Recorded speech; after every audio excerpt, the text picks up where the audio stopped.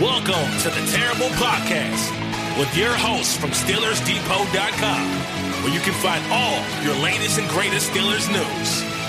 It's Dave Bryan and Alex Kozora, always lit, talking Steelers. And now, here's Dave and Alex.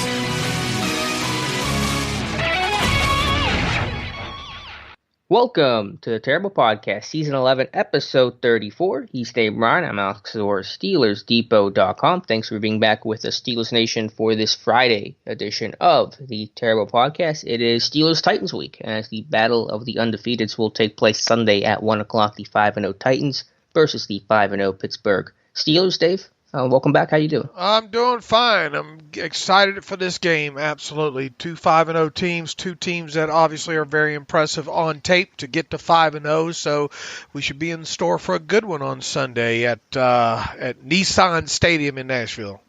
Also excited for a little bit later in the show to have Dr. Melanie Friedlander, our resident surgeon for Steelers Depot, on the podcast to discuss Devin Bush, Big Ben, and a couple other minor injuries of note for the Pittsburgh Steelers. Dr. Mel is a doctorate association of South Bay surgeons out in California, so excited to talk to her in a little bit. And speaking of injuries, Dave, let's start off today's show with the injury report. And it does seem like they'll have a couple of guys out this week, a couple guys returning. Mike Hilton has not practiced the last 2 days. Derek Watt has not practiced either. Hilton dealing with a shoulder, Derek Watt with a hamstring. So while this team should be returning the likes of Deontay Johnson and David DeCastro, they could be without a key piece in slot corner Mike Hilton. Yeah, it sure is looking that way. As you mentioned there, both those guys, Mike Hilton and Derek Watt, shoulder and hamstring respectively, have not practiced this week, and we'll see what the Friday injury report obviously says later on this afternoon, but it's not looking good for either one of those two guys,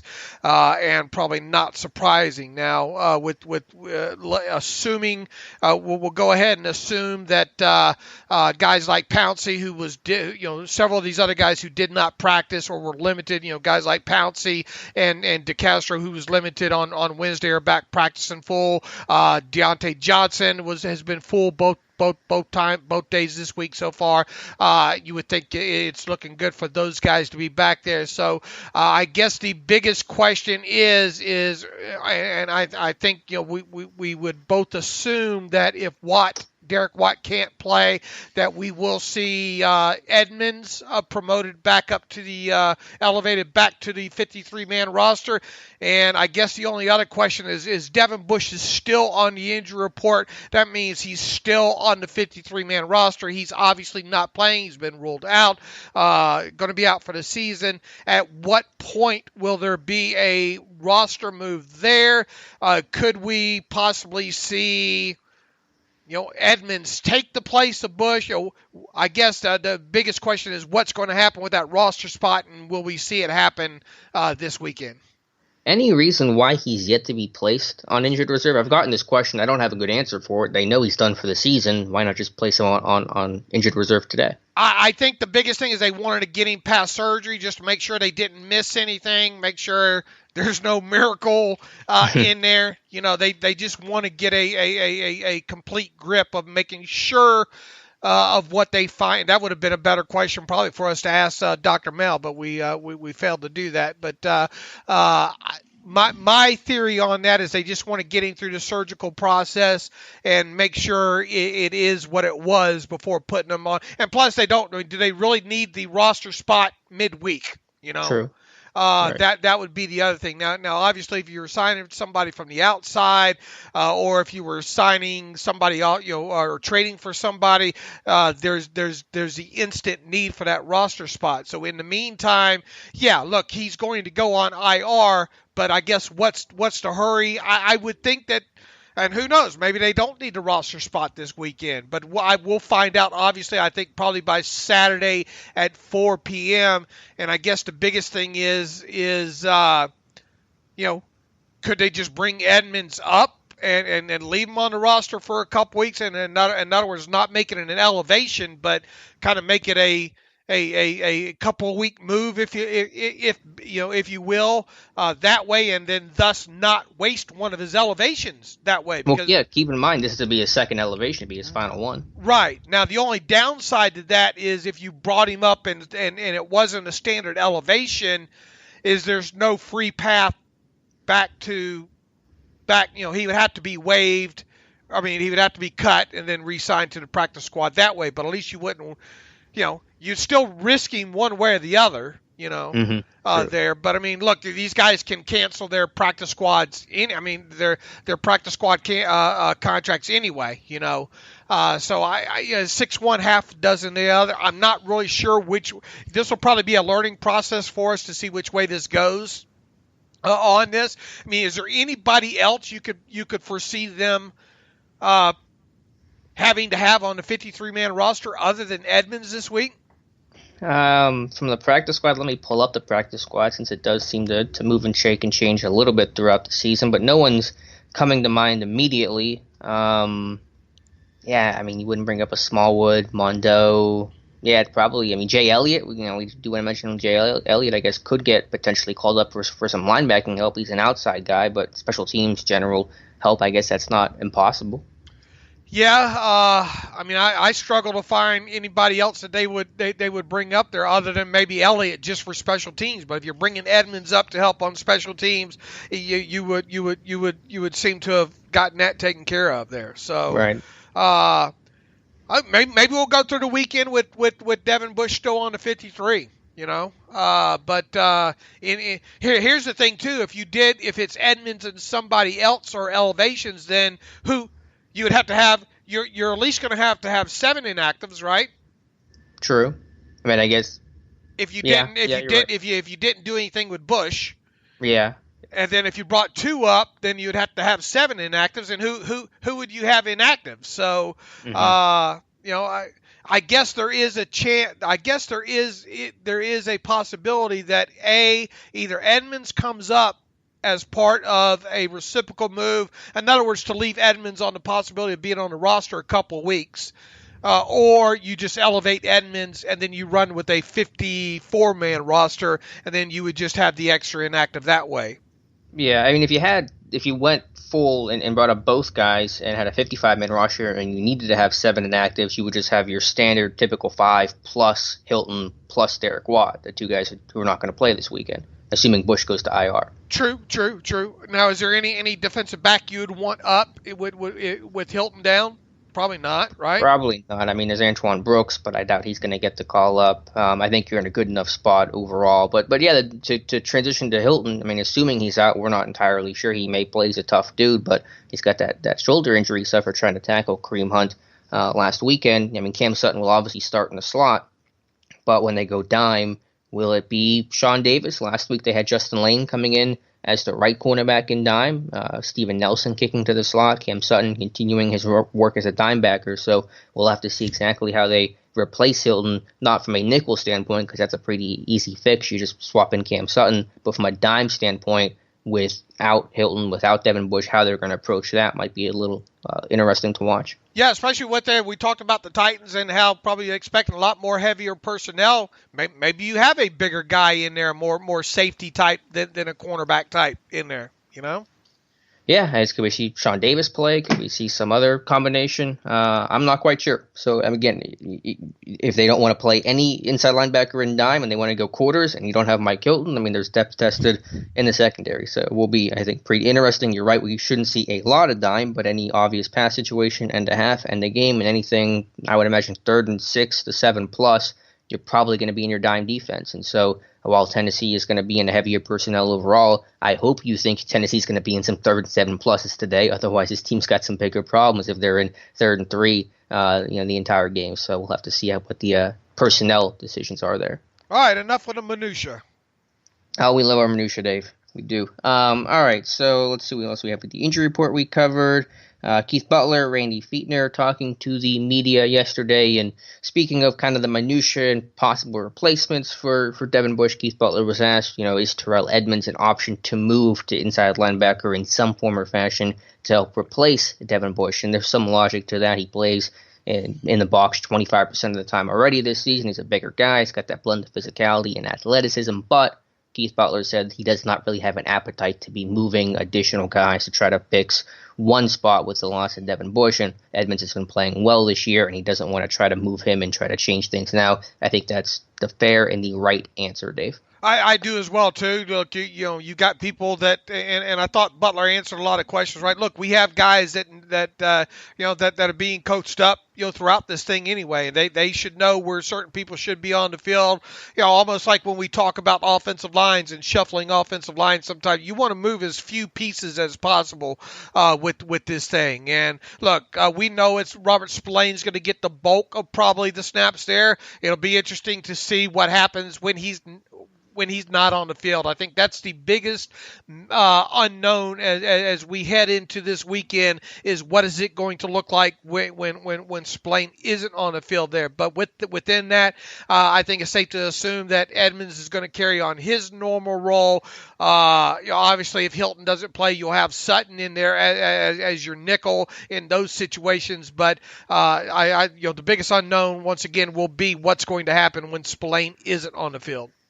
Yeah, and Keith Butler says, quote, "We want the guys who have played their positions at their normal place. Terrell Edmonds done a good job playing the safety position. There's nothing that we want to do to move him." Remember, they did this with Sean Davis years back. I mean, he went from strong safety to slot corner, back to strong safety to free safety, and just kind of stunted his development. So Robert Spillane, as you mentioned, will be next man up. Terrell Edmonds will continue his role as the team's strong safety. And again, I think that is the correct approach, at least until otherwise, based on how Spillane and those replacements play.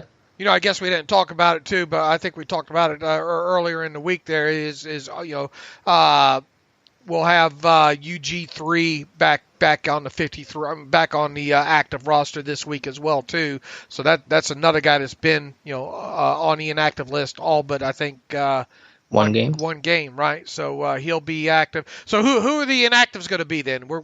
And this assumes DeCastro will be back. Let's assume the only two guys sidelined will be Watt with injury will be Watt and Hilton.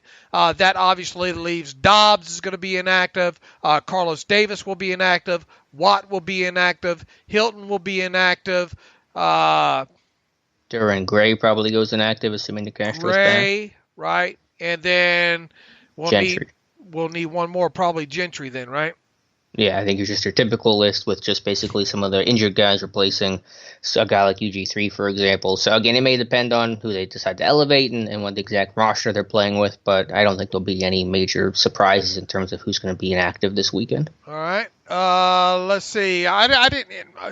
Butler really didn't say much of it. They obviously didn't have good questions, I didn't think. But I don't think we learned too much from Keith Butler outside of the question being asked him. And then obviously the communication and stuff like that. And I don't think Butler was willing to tip his hand, as far as that way. Yeah, I think as we talked about, and I think even Minka Fitzpatrick said during his Zoom session, they have other people that are able to communicate. And probably not necessarily with the green helmet. I mean, with the green dot, Minka and obviously Vince Williams when he's out there. Yeah, why don't they just give the dot to Vince Williams? Why is that a bad idea? It just seems like such a logical leap because he's already been a big help in the communication standpoint. He's a veteran dude. Like Tomlin was saying, well, we didn't have a Grizzly vet wearing the green dot. I'm like, I get that. Well, how about you give it to a Grizzly vet wearing the green dot? That just seems to be the most logical approach. I don't know that we're not set up for maybe that to happen. I think it's possible. I think if it was me, if I was Tom, that's what I'm doing to replace Devin Bush from a communication standpoint. I mean, we don't know. I mean, as we talked earlier in the week, it's not something that we'd be willing. Even at this point, with everybody talking, I don't think we've reached a point where either one of us would be willing to bet a lot on who's going to wear it. And look, if you're in a situation where, if you're in a situation where you're expecting to be in a lot of Okie, if you will, with your two linebackers on the field, why wouldn't you have Vince wear it? Look, and it's not like you're married to that. As the game progresses anyway. If things work out positively and the Steelers jump on the Titans and they're forced to play a lot more 11 personnel and play catch up mode, well, you can always throw Spillane out there and throw the green dot on him. I mean, even in 11, Vince would still be on the field. You'd be a nickel, and both your inside linebackers are on the field nickel. So The only issue would be in his dime, where you'd have to play Spillane or Vince or neither. But that's an issue you're having with Spillane anyway, and Tomlin saying he might not play every single snap. So that dime would be the only time there might be some sort of impact there. So we'll see. I don't think they never have to worry about Butler giving away classified secrets. Mm-hmm. Yeah, he did talk about Stephon Tuitt and how he's healthy for the first time and playing really well. And again, I mean, just pound for pound, as good as guys like Bud and T.J. Watt and Minka are, I think Stephon Tuitt is right up there in terms of talent. Like, he's just an unbelievably good player. And he wouldn't tip his hat of what determines who and when's gonna blitz and all like that. Standard fare there. But Randy was just as helpful on the information, which is not necessarily his fault. But I think the big question yesterday is evidently Roethlisberger missed some portion of practice. He was listed as not injury related and then personal next to it, so he probably had something that he had to take care of pre-practice. But Randy assured everybody that Roethlisberger will be fine for the weekend, and that gave him an opportunity to work the other quarterbacks, yada yada. What else did Randy have to say? Not a whole lot. Talking about Ben getting the ball out quickly, and that's just Ben being sharp mentally and knowing that he's part of pass protection. And that's a really good point. I think Fichtner made the quarterback might be the most important component to pass protection. Him with his reads and getting the ball out quickly and feeling pressure and knowing where his checkdowns are and things like that. So Steelers have done a good job keeping Ben upright overall this season, but the quarterback is just as instrumental in that as the offensive line is. This is so stupid. I'm looking at the Twitter machine now, these headlines or whatnot. Steelers need to make a trade to keep up with Ravens. Is there? Okay. Do you get extra points for making trades, Alex? Yeah, just on its surface. Give me a good reason why that makes any sense. And for those that don't know, the Ravens just made a trade yesterday with the Vikings for in Ngakoue, right? Yeah, Todd Haley's favorite, Yannick Ngakoue. Never could say his name. But, I mean, that's a good move for Baltimore for sure. But you don't just make a trade just because the other team – that's literally like the definition of keeping up with the Joneses, which is just not the right approach. If there's a trade to be made because it's good for you, you do it, not because of what Baltimore is doing. Tell me the reason – try to sell to me why the Steelers need to make any kind of trade right now, Alex. I will give you 100% carte blanche here. Sell me on any of it here. Well, I think I'm trying to sell to a man who can't be sold, which is not going to be an issue. I'm going to put on my best. I think I'd be a good used car salesman if I wanted to be a real in a different career, Dave. I'm just letting you know. Here's what I'd sell you on. And somebody made this point. I think it's a fair point. This is the year to win a Super Bowl, correct? Like this not that they can't win it next year, but this is the year to do it. Sure. And you got to be all in right now. And so if there's a trade to be made to improve your roster, it's not a time to not be aggressive. Kevin Colbert's been very aggressive with the trade for Minka, the trade for Devin Bush, and so if there's an opportunity this year, even if it's going to cost you the future, you sacrifice the future because this is the roster to win a Super Bowl with. But how much? Define to me sacrificing the future. Define for me where that line is. Trading. I don't know the line, but trading a pick for next year, trading a 2021 draft pick. The future for something now. Okay, but you're not going to trade a first, second, or third round draft pick for a 1 year rental, right? Or yes? Or no, and they typically don't. You don't usually have to trade that much for a 1 year rental anyway. What did Baltimore give up for Ngakoue? A third and a fifth. Right, but I mean that's still. I mean, but that's still a lot. That's but not they a also rental for them either, right? Or is right? It? And well, he's on a 1 year deal. Is he on a tag or he was on a 1 year deal? I forget what happened with Jacksonville and Minnesota, but they'll get a comp pick for him, worst case scenario. But yeah, I mean, if you're trading for an Avery Williamson or a Gerard Davis or a Son Reddick, you're not giving up a second round pick for those guys. Right. Look, I'm all about improving, improving your roster. Okay, you should always be on the lookout for doing that, but you just don't go. And Kevin Colbert will tell you just don't go piss away the future either, Mm-hmm. Well, I don't think I sold you. No, you didn't. Look, I mean, we talked about the few potential guys that they might have interest in here, and Ngakoue is on the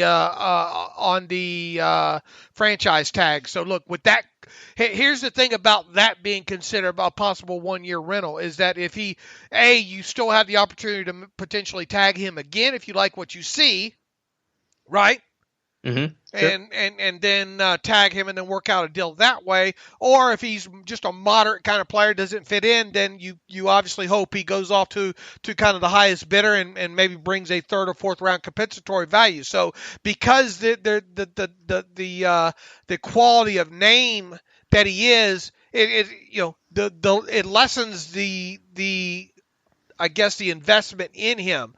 The Steelers aren't going to be in a situation where they're going to have a big name player like that be in the works here. It's just, people just think you push a Madden button, man. And they don't pay attention to the history of the franchise here. And yeah, we saw what happened with Minka last year, but you're also trading for a player that was still on a rookie contract. You're still trading for a player that there was known affection for, that they liked the player prior to the draft. And that's the MO with the Steelers here. They go out after players that they like, even the Nick Vinettes, as bad of a, I don't know how you'd rank giving up a 5th round player for that. I wasn't thrilled the moment, not too long after that trade, after watching him on the field and watching some of his tape, especially from the blocking category. I understand why they made it, yada, yada. But, I just don't get the fascination with this hot take. The Steelers need to make a trade to keep up with, I just don't get it. Yeah, I mean, obviously, I'm not supporting that idea. They have made trades to Nick Vannett, Chris Wormley, guys who were, potentially 1-year rentals. Vannett turned out to be a 1-year rental, but I just don't see the name that really makes sense. I mean, Jared Davis, as you mentioned on Wednesday, shows probably the name that makes the most amount of sense, but is that guy going to start over Spillane? Is he going to have a role in sub? I mean, maybe to the latter. I don't think he would start over Spillane. So is that really changing the dynamic of your team a whole lot? I really doubt it. Yeah, I doubt it. Does that stuff get clicks? Are we doing this all wrong, Alex? I mean, obviously it gets clicks for sure. I mean, I'm not. That's why they're writing about it, but doesn't mean we have to write about it. All right. Sorry, that I saw that come across. You know me, I can be reactionary sometimes. But anyway, where were we? Randy didn't tell us much. Randy, they didn't say a whole lot. I do want to mention the Titans injury report, and just one big note there. A.J. Brown, their star receiver, went from, I think, practicing on Wednesday, and then not practicing on Thursday. And so that was a weird downgrade there. I talked to some Titans buddies who said they still think he's going to play, but anytime you see someone go from practice to not practicing, and he's been dealing with a bone bruise in that knee for several weeks, that's interesting because he is a star, a weapon, and if he's not available, that's a big blow to the Titans' offense. Yeah, we'll see what the injury report obviously says from them later. Now, I think he missed 2 games earlier in the season with a bone bruise in the knee. We can only assume that it's the same issue there. And I think last week he didn't practice on Wednesday and Thursday at all, and then ended up playing. So maybe it's just part of the maintenance program or whatnot. Maybe it was kind of planned. I would expect him to play unless he did have some sort of a setback. And if he did have a setback and he's not going to play, that would obviously be huge for them. Now it looks like I guess we're going to have to see what's going to happen with these other guys that they've had kind of working their way back off of IR. And what seems to be, when you talk to those guys, are they expecting to have Davis or the cornerback back? They said Adoree Jackson is a toss-up. He may play, he may not. They're not quite sure on that. And who was the other guy? Corey Davis? I mean, the other wide receiver, Davis. Okay. He wasn't even on the injury report, I don't think. But didn't they just recently activate him? Did they? Okay. I'm not. Corey Davis's name didn't come up whenever I talked to those Titans guys on one of their podcasts yesterday, so I'm not sure, but I think he's going to play. Okay, I would expect him. I think the biggest question mark between those two was probably Adoree Jackson. Mm-hmm. And then with Brown, you're right, he didn't practice last week, but just he went from practicing to not practicing, which is always an issue, but they said they think it's a maintenance thing that you pointed out, so Friday will be an important day to see where his official status comes in at.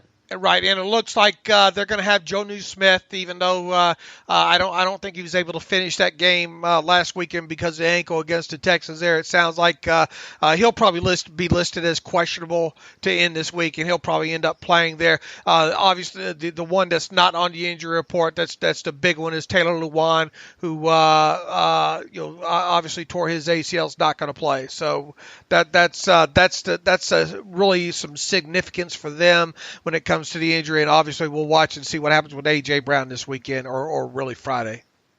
Dave, speaking of injuries, I think this is a good time to throw to our conversation with Dr. Melanie Friedlander, our surgeon expert for SteelersDepot.com. So let's talk to Dr. Mel, and then we'll come back with the rest of the show.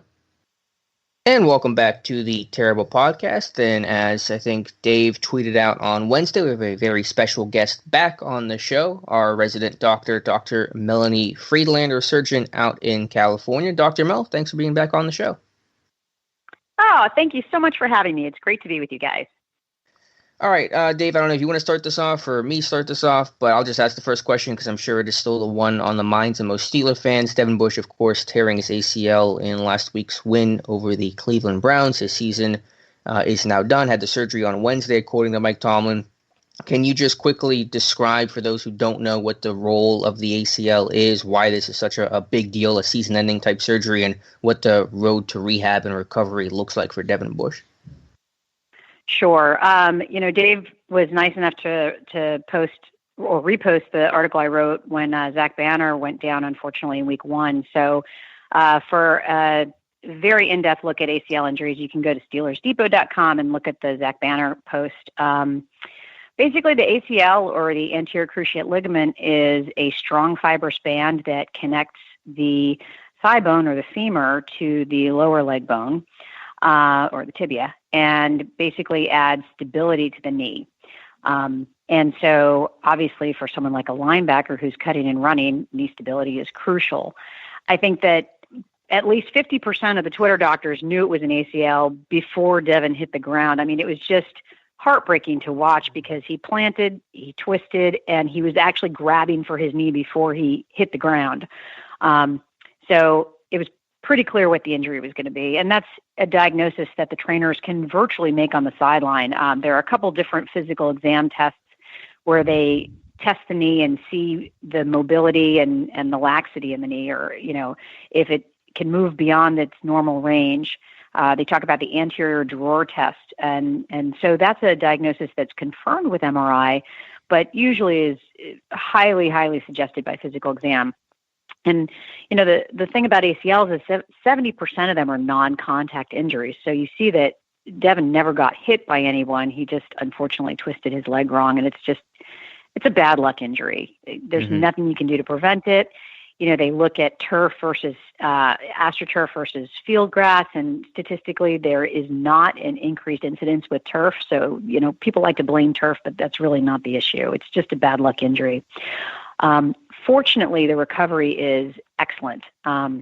So as predicted, he had surgery fairly quickly, had surgery on Wednesday.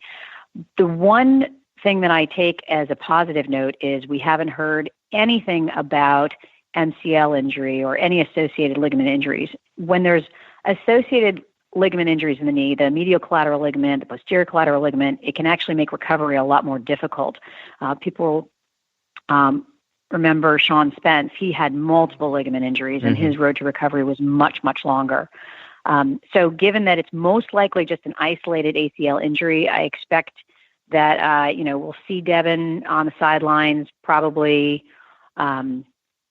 in a couple of months, but probably hanging out at practice, within a month, I would think. We've already seen Zach Banner in a knee brace at practices, kind of rooting on his teammates.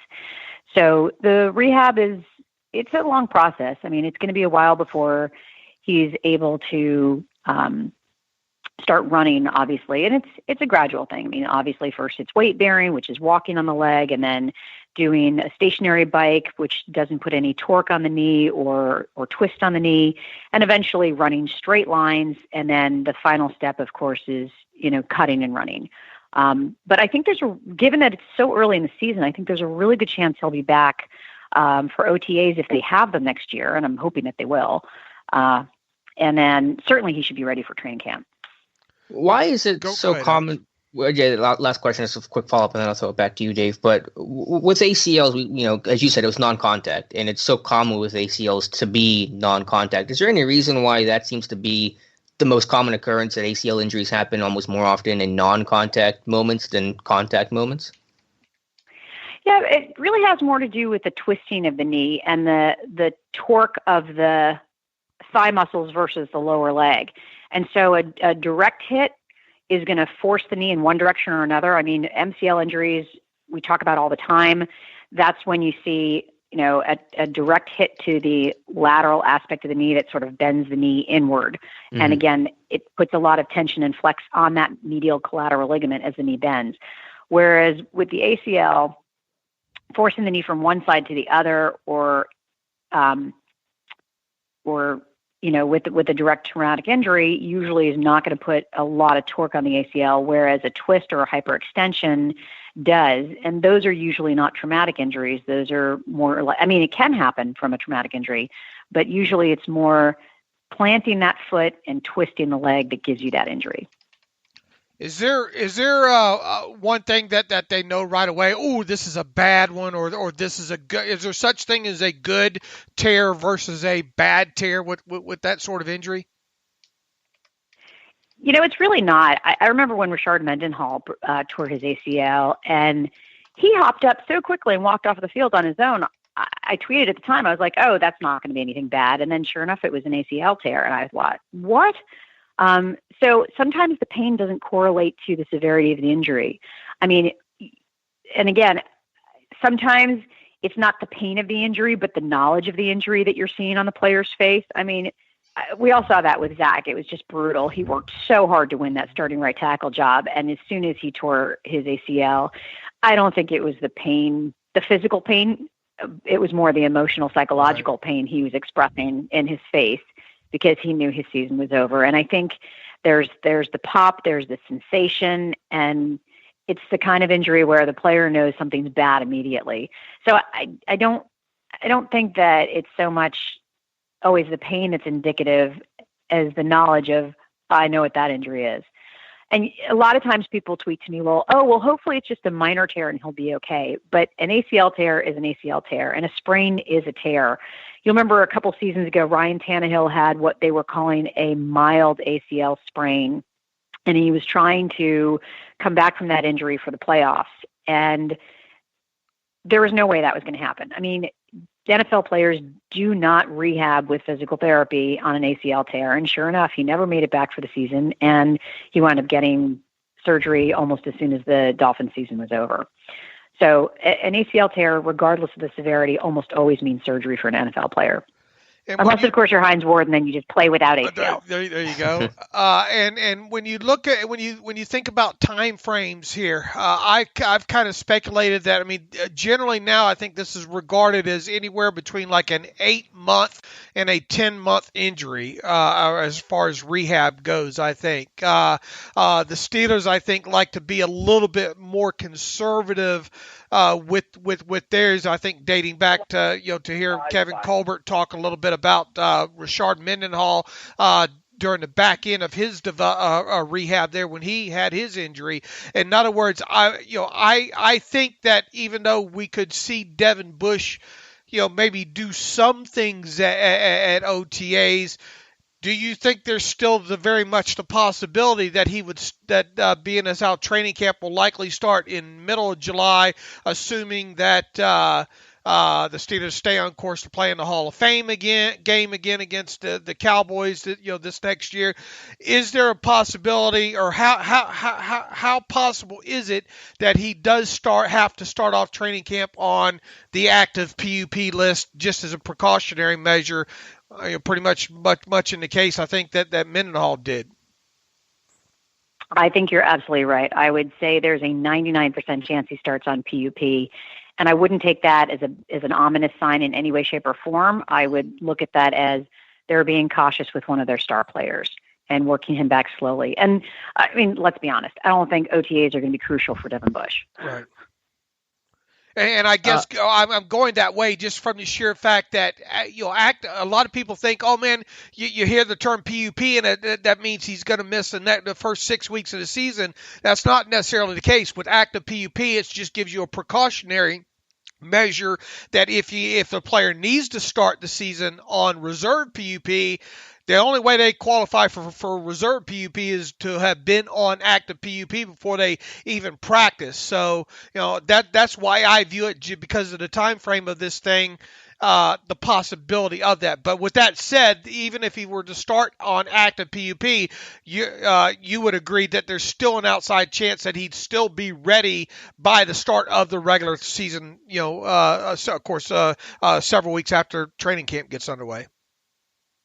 Oh yeah, I would be shocked if Devin Bush isn't playing in week 1 next year. Okay. All right.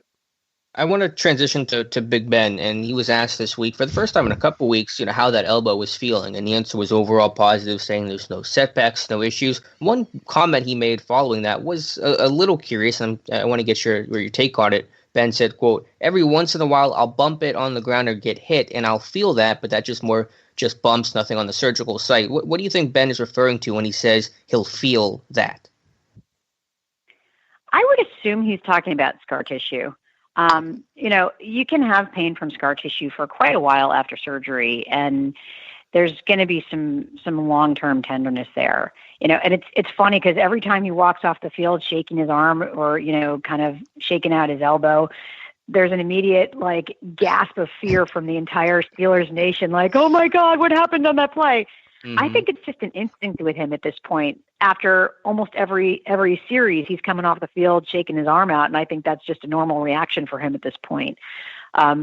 So I think there is going to be a little tenderness, a little stiffness from time to time. And I don't think that that's anything concerning. I think that's a normal part of recovering from surgery and an injury. Gotcha. And then my last question, I'll let Dave be able to finish this one out. Mike Hilton with that shoulder injury hasn't practiced the last 2 days. We don't know what his status is of this recording on Friday morning, but what do you think he could be dealing with that shoulder injury? And do you think there's a chance he plays this weekend? So I think he's unlikely to play this weekend, given that he hasn't really been able to return to practice. I looked at that injury a couple of times on film, and it just looks so innocuous. It almost looks like he makes contact with the upper part of his shoulder pad against Hunt's knee when it was on a run play that he went down late in the fourth quarter. And, he wound up laying on his stomach, kind of, immediately put his right hand on his left shoulder and then walked off with his arm sort of hanging. But then as soon as he sat on the bench, he leaned over and picked something up off the ground with his left hand.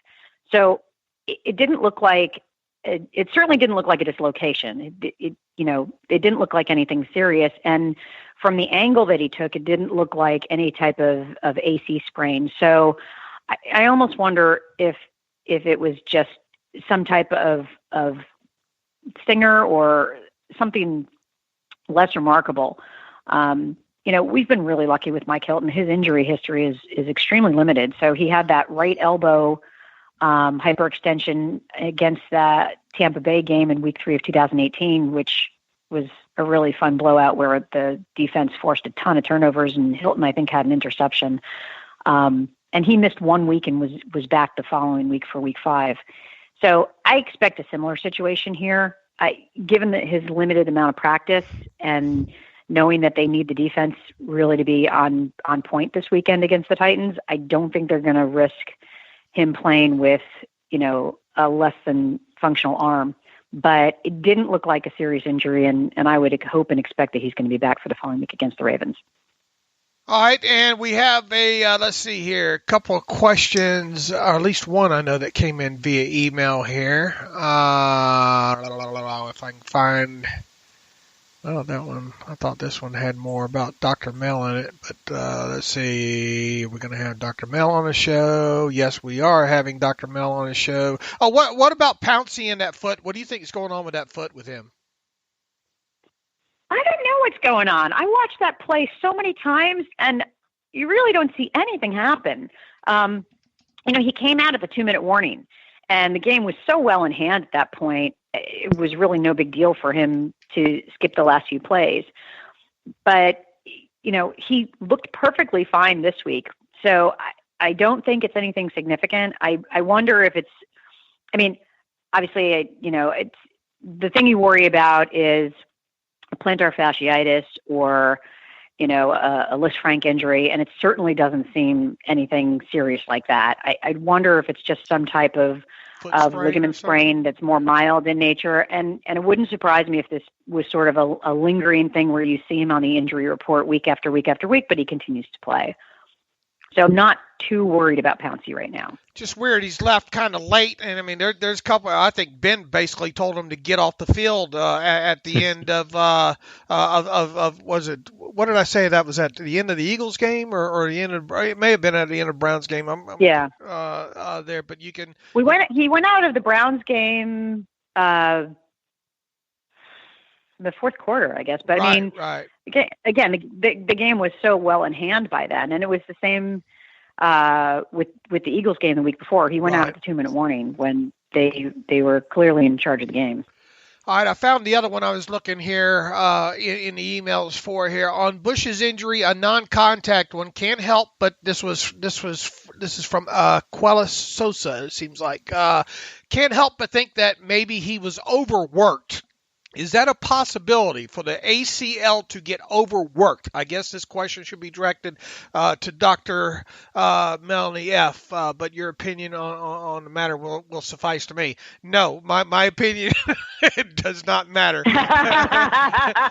No, his ACL was not overworked. I mean, yes, NFL players are physical beasts, and their muscles are way more developed than mine or yours or any normal humans.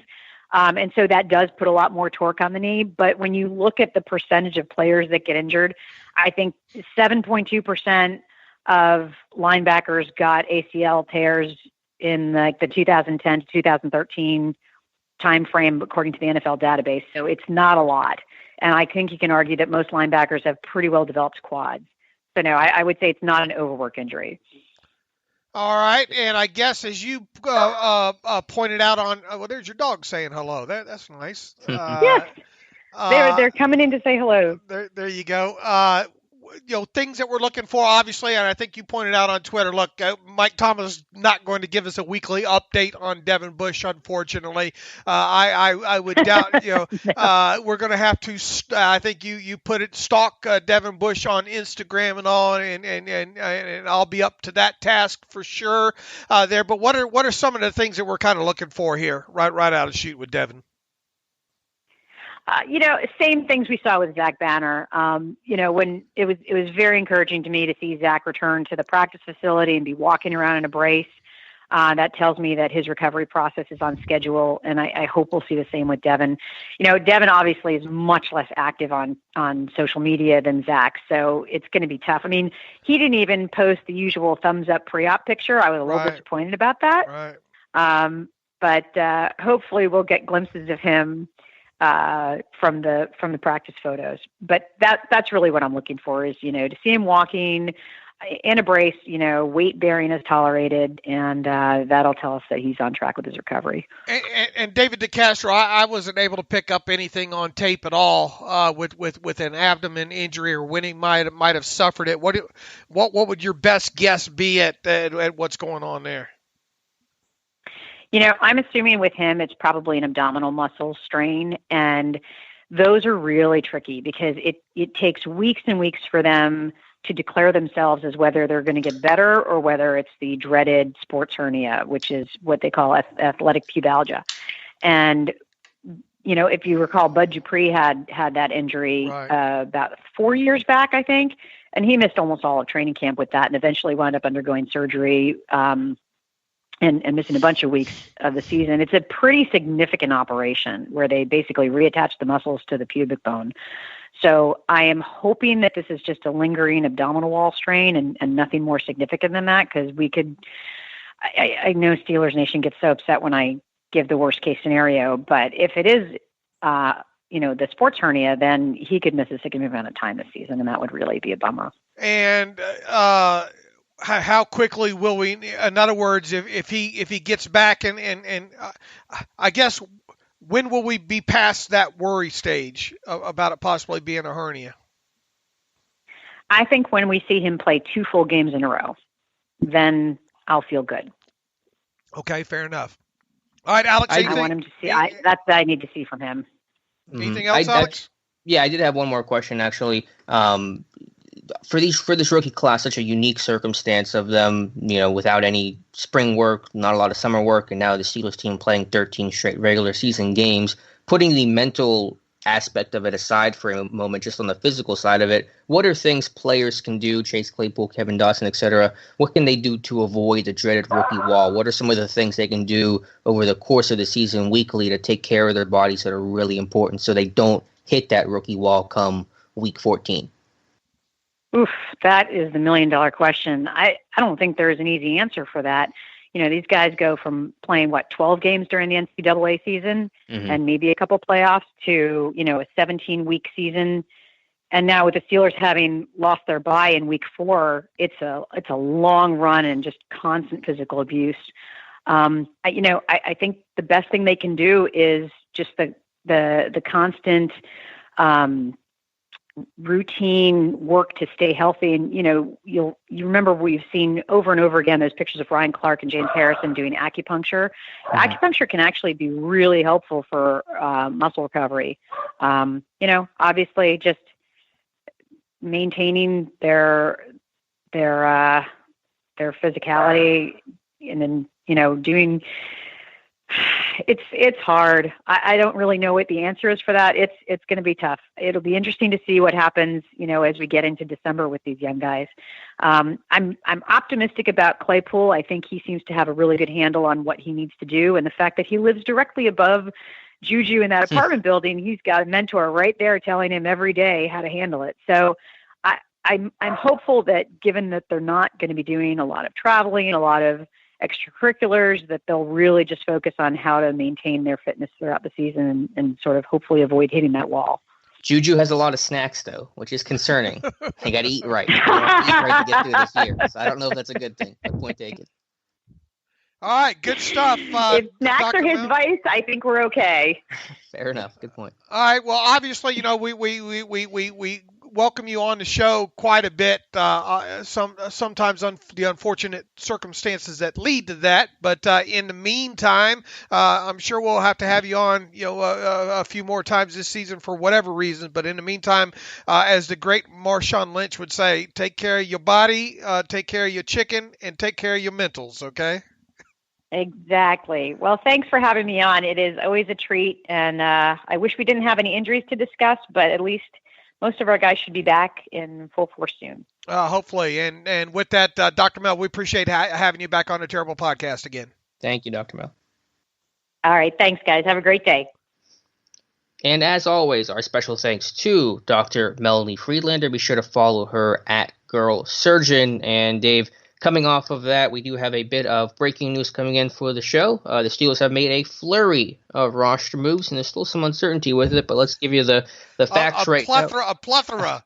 Plethora. I hate the word plethora. It's one of my pet peeves. One of those words I just dislike. You've never seen Three Amigos, have you, with Steve Martin? No. Oh, that's another one you got to add to your list of movies that you'll never watch because Dave told you to watch them list. A plethora of roster moves. Fill the people in. All right, here we go. The team has released punter Dustin Colquitt. Devin Bush, the linebacker, has officially been placed on injured reserve.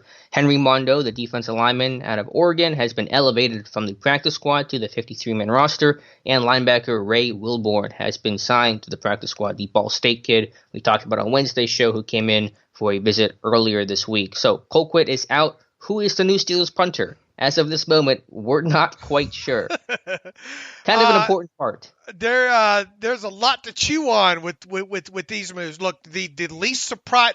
Let's start with the least surprising move here. Devin Bush to IR. We knew that was going to come. Now that he's had his surgery and they know where his knee stands and all like that, that was an obvious move that we knew was coming. The second least probably obvious move, probably the kid being signed to the to the practice squad. We talked about him earlier in the week. Interesting prospect, Ray Wilborn, former undrafted free agent out of Ball State, a guy, as I talked about on the other podcast there earlier in the week, loves to hit, linebacker / safety, guy that was at the NFLPA Bowl. Probably going, if I had to guess, he'll probably stay on the practice squad through the weekend here. Alex, I don't see really any need to elevate him there. The next less surprising move, Colquitt. Look, Mike Tomlin in so many words said Colquitt was on thin ice this week. Why they didn't make that move earlier in the week? Maybe they were going to give him a couple of days in practice there to see what would happen there. He's out. That's probably not very shocking at all. With Henry Mondeau that's an interesting move. Didn't see Henry Mondeau being promoted from the practice squad there. I would think that that it happens now. He was on a protected list, so he couldn't have been signed by another team, correct? That's a good point. I hadn't even thought about that, but they did protect him this week, so he could not be poached until Monday. Right, so there's no poaching there. Is there something that are we going to get a surprise on the injury report today? I don't know. Are they going to maybe they want to rotate through these defensive linemen a little bit more heavier this week for whatever reason? You promoting him like this, you would think he's probably going to dress, right? But then over who? I mean, the defensive line is deep. You got Wormley, you got Bugs. I don't know who he's getting the hat over, or are they going to dress 7 defensive linemen? I don't know. This definitely throws a unexpected. I will tell you that, because maybe they had the idea that if they didn't promote him, that maybe he was going. Maybe there's enough feelers out there that he was going to cancel his practice squad contract. Mm-hmm. So interesting move to see how this plays out. Now the fallout from all this right now is that the Steelers roster is at 52, if I'm not mistaken, right? Correct. You are correct, yeah. So we still think there's a possibility that Edmonds gets promoted, right? Sure. All right. And then I guess Corliss Waitman, unless Barry is waiting for some sort of COVID results or whatnot. Jordan Berry, who they had in for a workout, this pat or try or visit, however they termed it there. The fact that they didn't officially sign him to the 53 today, I don't know, maybe it is COVID related. But as we sit here right now, it sure seems destined that Corliss Waitman will be the one elevated from the practice squad on Saturday. It's one of those two guys, and yeah, the question with Barry is just, could he get the clearance to play for Sunday since he's not officially in the building? Has he been getting COVID testing? I know you have to get multiple negative tests before you can get signed and get in the building in the first place, so I'm not quite sure where Barry could potentially stand there, if that means he can't play this weekend because he's not on the roster right now. I don't know, but it is either going to be Jordan Berry or the guy on the roster right now, rookie Corliss Waitman, who's from South Alabama, signed after this year's draft. It tried to transfer, I believe, to Mississippi State, but was denied a 6-year of eligibility at the last moment. But I mean, this will be the first time he's punting in the NFL, the first time he's punted in a game since whenever his last college game was. I mean, it's been a while for him, so there's a lot of unknown there. I think he was regarded as somebody who had a pretty strong leg, which would be a definite difference from Colquitt and a difference from Jordan Berry should they not decide to bring Berry back into the fold for this week. So we'll see. And then from a holding perspective too, a brand new holder for Chris Boswell, who's been money this season. I don't know how good of a holder Waitman is. I assume he's competent, but that's just the whole newness to the operation that's a little worrying. Well, the good thing is he's been around, so I'm sure Waitman's had some holding ability. He also has experience kicking off, if memory serves me. Got a pretty good strong leg in that aspect there. So I would think that unless we're missing something here, with COVID testing, maybe waiting for sure on that. And there's no practice squad to sign Berry to right now, right? Right, because Wilborn took the place of Mondo. Right. So So there you go. Well, we'll wait and see if something happens in the next 24 hours where Barry. Here's the thing: if Barry's not signed right now, he's not getting reps in there as a holder. Just not that he couldn't walk off the street and do it, But I think we're headed toward Corliss Waitman being the Steelers punter. Maybe, but it's I mean, this guy has not punted in a long time. You know, the last time Corliss Waitman punted in a game was when? 2018, November, almost 2 full years, because he had missed 2019, I think, with an injury or something, and there was that whole 6-year of eligibility in Mississippi State, and so he's not punted in a game in a stadium in, 23 months. And I'm not saying he can't. Obviously, he's been in camp, and he's been in practice, and there's punting going on there, but not in a game, and so this would be definitely a whole lot newness for Corliss Waitman, but that may be the direction this team is going right now. All right. And so, I think that was everything. Wilborn, you said that kid liked to hit the linebacker at Ball State? Yeah, his from a tape perspective, the biggest thing that stuck out was he likes to hit. Mm-hmm. Yeah, okay, so he is signed to the practice squad, and we'll see if he ever gets elevated later in the season. Yeah, Mondo had been impressive in camp last year and in preseason. I think he's a likable guy, so good for him. I think this is the first time he'll be on a 53-man roster, if I'm not mistaken, so kudos to him, but yeah, I'm not quite sure if he's going to dress. I really can't see it. I mean, I guess they don't have to dress an extra linebacker right now, so they could just apply that to Mondo and have 7 defensive linemen active, but it's hard to really see much of a path to play time for Henry Mondo as we sit here today. Here's something from Tom Pelissero from NFL Network. Starting Saturday, NFL free agents and players acquired from other teams will have the clock start on their 6-day COVID-19 entry testing process the day they arrive, even if they're not tested day one. Still long, but a little faster to backfill rosters now from an NFL memo. So perhaps Barry could be allowed to join the Steelers on Saturday and then punt against the Titans, but it sounds like so. It still sounds like there's a possibility that Barry could be in the plans here. Yeah, so we'll keep you posted. But as of this moment, we don't know who the Steelers punter is going to be. So I think they have a lot of confidence in this offense, saying we don't need no stinking punter against the Tennessee Titans, who have not been great on defense. So, but they'll obviously have somebody, and it will be Barry or Waitman, and we'll find out soon. I don't know when we'll find out. Well, we'd have to find out probably by Saturday afternoon, I would think. I guess with Barry. Yeah, that's true. We'll keep you posted, though, for sure. All right, Dave. Yeah, the Henry Mondo thing's interesting there because, look, you're already going to have one defensive lineman inactive in Carlos, right? Yeah, right. So unless they normally only dress 5, right? Yeah. Exactly. So they're going to dress 6, and that's a curious one. I did not think Mondo was going to come up. Yeah, we'll have to play around. It makes for an interesting conversation going into the weekend. But at least we got a few answers there, and one would think that they won't wait till Sunday to make the rest of these moves. So by 4:00 on Saturday, we should have a firmed up idea of who the punter will be. And we got news during a podcast, so that doesn't happen too often for us. So hooray. Good job, Pittsburgh Steelers, for the good timing. All right, let's transition to where I was going to take this conversation with the Tennessee Titans and a preview of the 5-0 undefeated Tennessee Titans. The Pittsburgh Steelers will take on Tennessee this Sunday, 1:00 p.m. in Nashville, and obviously much like the Browns game last week, the overall matchup, the biggest X factor will be that great Titans rushing attack led by Derrick Henry, the best power back in football, against the Pittsburgh Steelers' stingy run defense. And if Pittsburgh can have the same script as last week and contain and slow down that Titans run game, they probably go to 6-0. If they cannot do that, they probably suffer their first defeat of the season.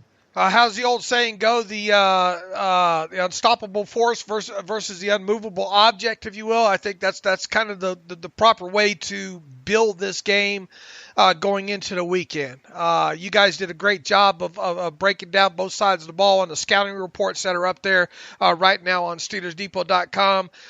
Look, this is a Titans team with their run concepts. We talked about earlier in the week they use a lot of heavier personnel. There's no reason to think that that will change this weekend.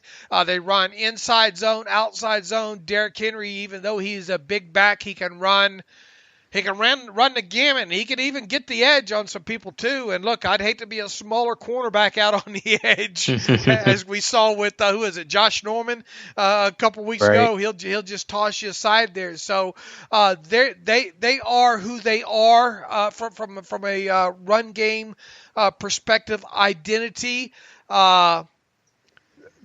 They're going to try to get Derrick Henry involved in this thing early and often. I think one of the interesting aspects of this game is they're not going to have Taylor Lewan, one of the better all-around left tackles in the league. The rest of their offensive line is pretty blue collar, if you will, right?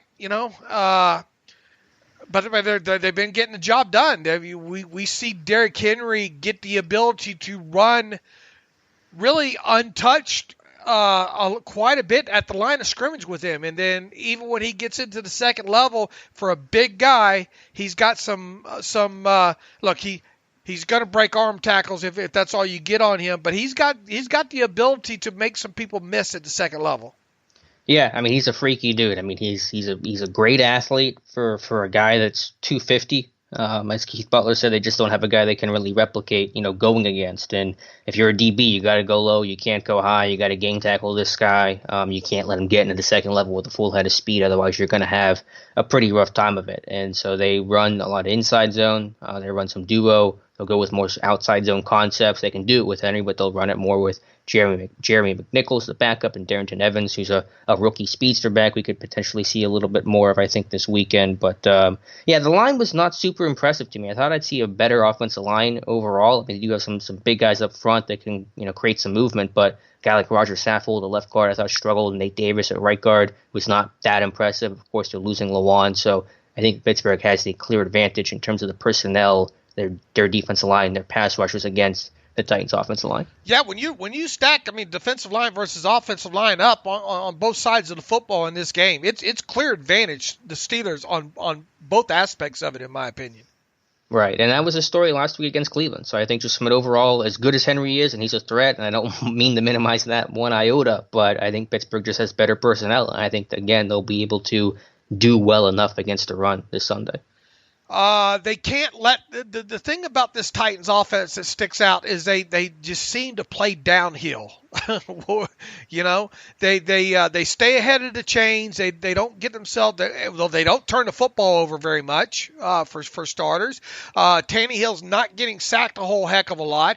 He's not throwing interceptions. He's got a nice completion percentage on top of it.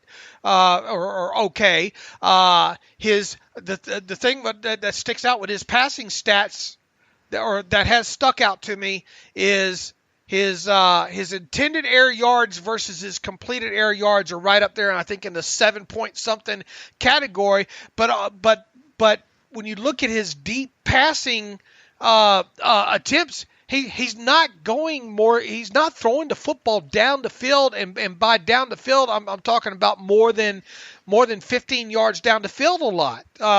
Only 17 attempts, Alex, of more than 15 yards down the field. All right, he's completed a nice percentage of that. We talk about deep pass percentages of more than 15 yards down the field being, well, if you get it to 45 or better, you're doing something. Well, he's completed 10, where is the numbers here? 10 of 17, all right, for 328 yards for 3 touchdowns, and 2 of his interceptions have come on deep passes, however, all right, so that's something. He's not having to throw the ball down the field, yet his average depth of target, his intended and completed air yards are both over 7. So what does that tell you when you have a guy that's not throwing the ball deep down the field, but yet he's getting a nice intended air yards and completed air yards number?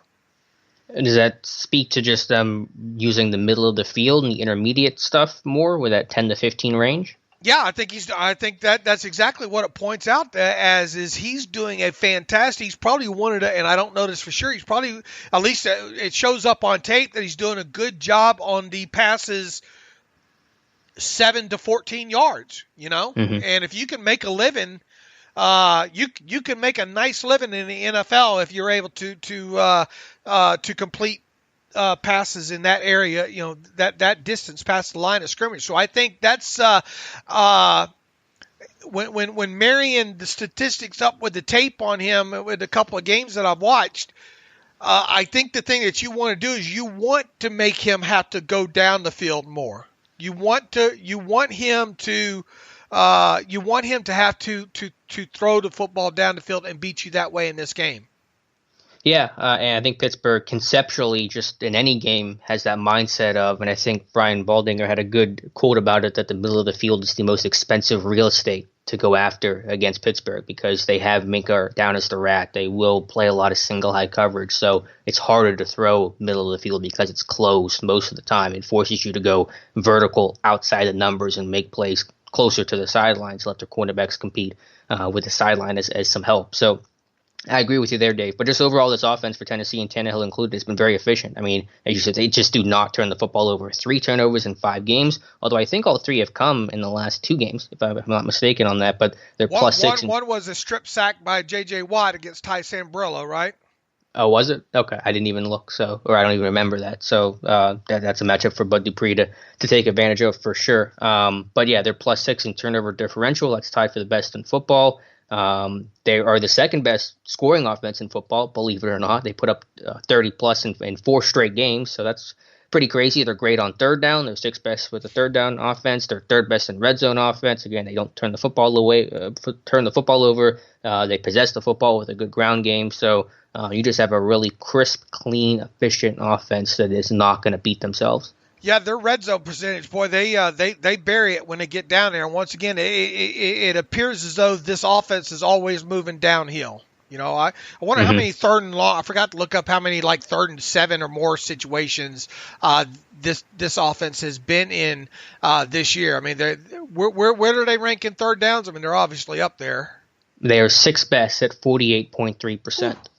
Yeah, so they are pretty good. And someone's telling me the team should sign Pat McAfee, who's showing a clip of him working out. I'm not quite sure the context for that. And also I've gotten 18 more Marquette King suggestions today. I'm sorry, Marquette King will not be signed. I hope he gets signed somewhere, but I don't think it's going to be in Pittsburgh. But overall, yeah, Tennessee, again, just a very fundamentally sound offense. But that offensive line, I just don't think it's as good as some of the numbers might indicate, especially now that they don't have the left tackle. Are you trying to say it's kind of smoke and mirrors right now? A little bit. I think Tannehill, he gets the ball out so quickly, so I think that helps mitigate some of the sack numbers. I don't know. Maybe I just watched the wrong tape, but I watched Saffold, 76, the left guard, get beat. That right guard, Nate Davis, is pretty small. He's a funky-looking dude. He had a crazy stance at Charlotte where he sat really, really low. They've kind of changed it, but I don't know. I mean, he's a good run blocker, and they run block pretty well overall, as you could imagine, being a really good rushing attack statistically. But I think that offensive line is just not that great. Let's see if I can pull up the third down to 7 or more this season. They have run 23 plays. The Titans offense has.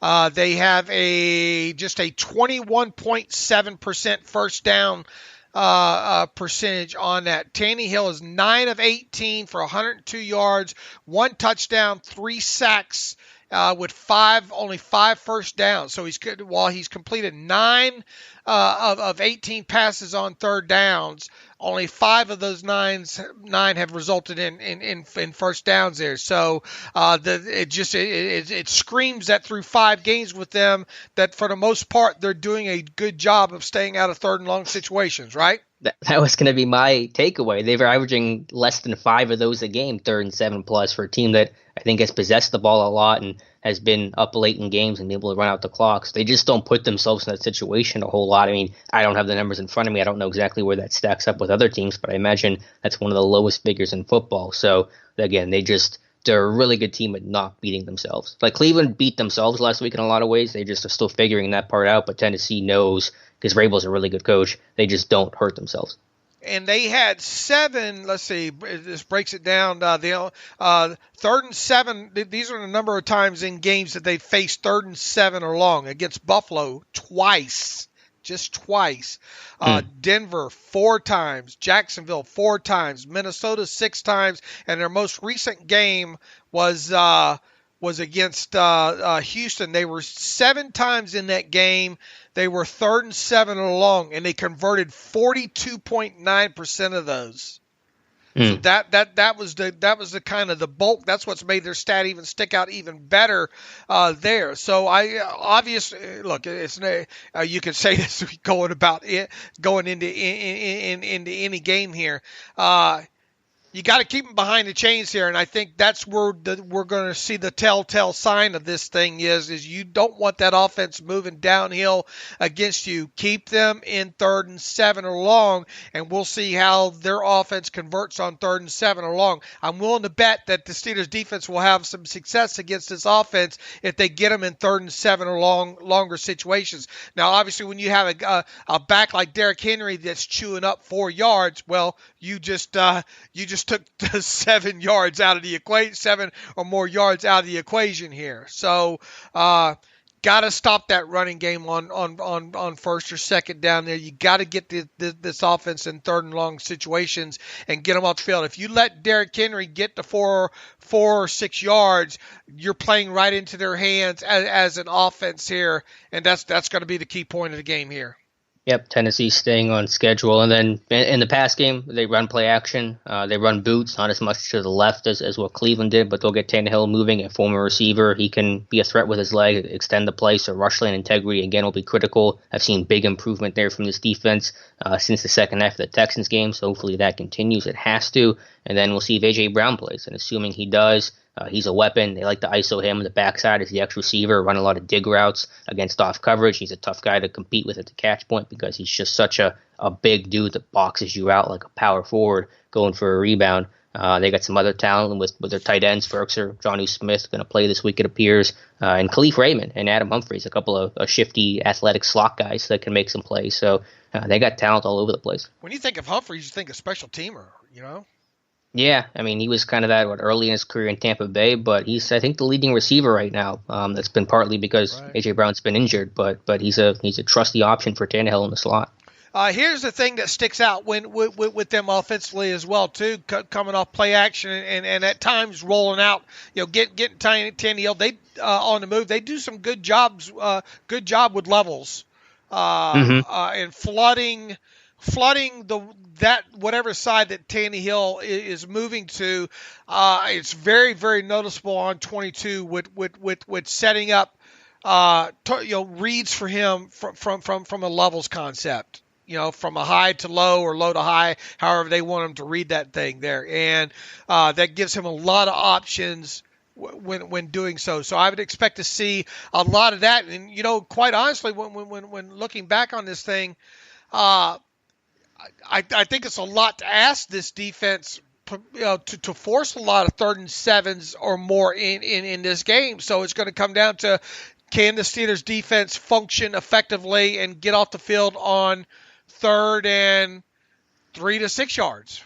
Mm-hmm. Yeah, and that's going to be tough because that's where Tennessee has been so successful this season. Again, they have a really good 3rd down offense. And so, yeah, they'll run those digs. They'll run those over routes. So can cornerbacks avoid getting out leverage? Do you want to align with inside leverage? A lot of the time, force outside releases. That may be the way to go. But, Tennessee, they have a good identity. But again, just can you try to make this team one-dimensional as you have virtually every other offense this season? If you can, I like Pittsburgh's odds. If you can't, it's going to be a really tough game. And I think, too, look, he's in the middle of the pack when it comes to snap-to-throw times there. So he's not afraid to kind of hold on to the football there. So you got to make sure when you get in those situations there that he is that's where the difference in this game can come, is get to him on a 3rd down or a 2nd and long situation, not only sacking him, but get the football out. One of the things that we've seen so far this year is obviously the Steelers have been able to get after the opposing quarterback.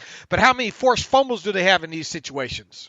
where Watt we've seen has made 11 so far during his career of these strip sacks, but we haven't really seen that so far this year. Well, not the sack part obviously, but from him getting the ball out. So can this defense steal a possession here or two off of Tannehill? Not only off the strip sacks, but he's obviously not turning the football over through the air. Can they steal one that way? I think the Steelers, to make this game obviously easier on them, it would be nice to steal a possession or two that way, obviously through a strip sack or through forcing Tannehill to force a football where it doesn't belong. Two things that really he's done a good job of not doing so far through 5 games. Yeah, very similar story on both sides. I'm sure Tennessee's saying the same things. Like Pittsburgh, they're not turning the football over. They're taking care of it. Ben's playing clean and efficient. How do we force him into some turnovers? Can that be with a pass rush? And Pittsburgh saying the same about Ryan Tannehill. He's taking great care of the football. How do we change that story this weekend? How much does this play into the Steelers' favor of that? Yeah, they had the forced bye week on them, but they spent the early portion of that week dedicating to the Titans there. Will that extra time come in play here? I'm sure a little, but I think ultimately, in terms of that stuff, impacts Tennessee more and is more in favor of Pittsburgh is the fact that Tennessee, and I think David Beauclair made this point on Wednesday, opened my eyes to it. This is the 3rd game Tennessee's playing in 12 days. That is where point. I think the impact's going to come from more. The Tennessee, and they just played an overtime game against Houston. That was a game with extra snaps, and I'm sure they're even more worn down. So I think that's where the impact will come from. This Tennessee team, credit to Vrabel, those guys have won those games. They beat Buffalo without barely practicing. That's awesome. But there's a breaking point, and this may be the breaking point. That is a great point that he did make during that interview there. And look, you want to talk about saying that the Titans are a battle-tested team after this week. If they beat the Steelers in this game and go through this stretch 3-0, if you will, that's strong, man. And Coach of the Year quite stuff. Right. That's really, really strong there. What scares you the most about this Titans offense? Before we switch over to the other side.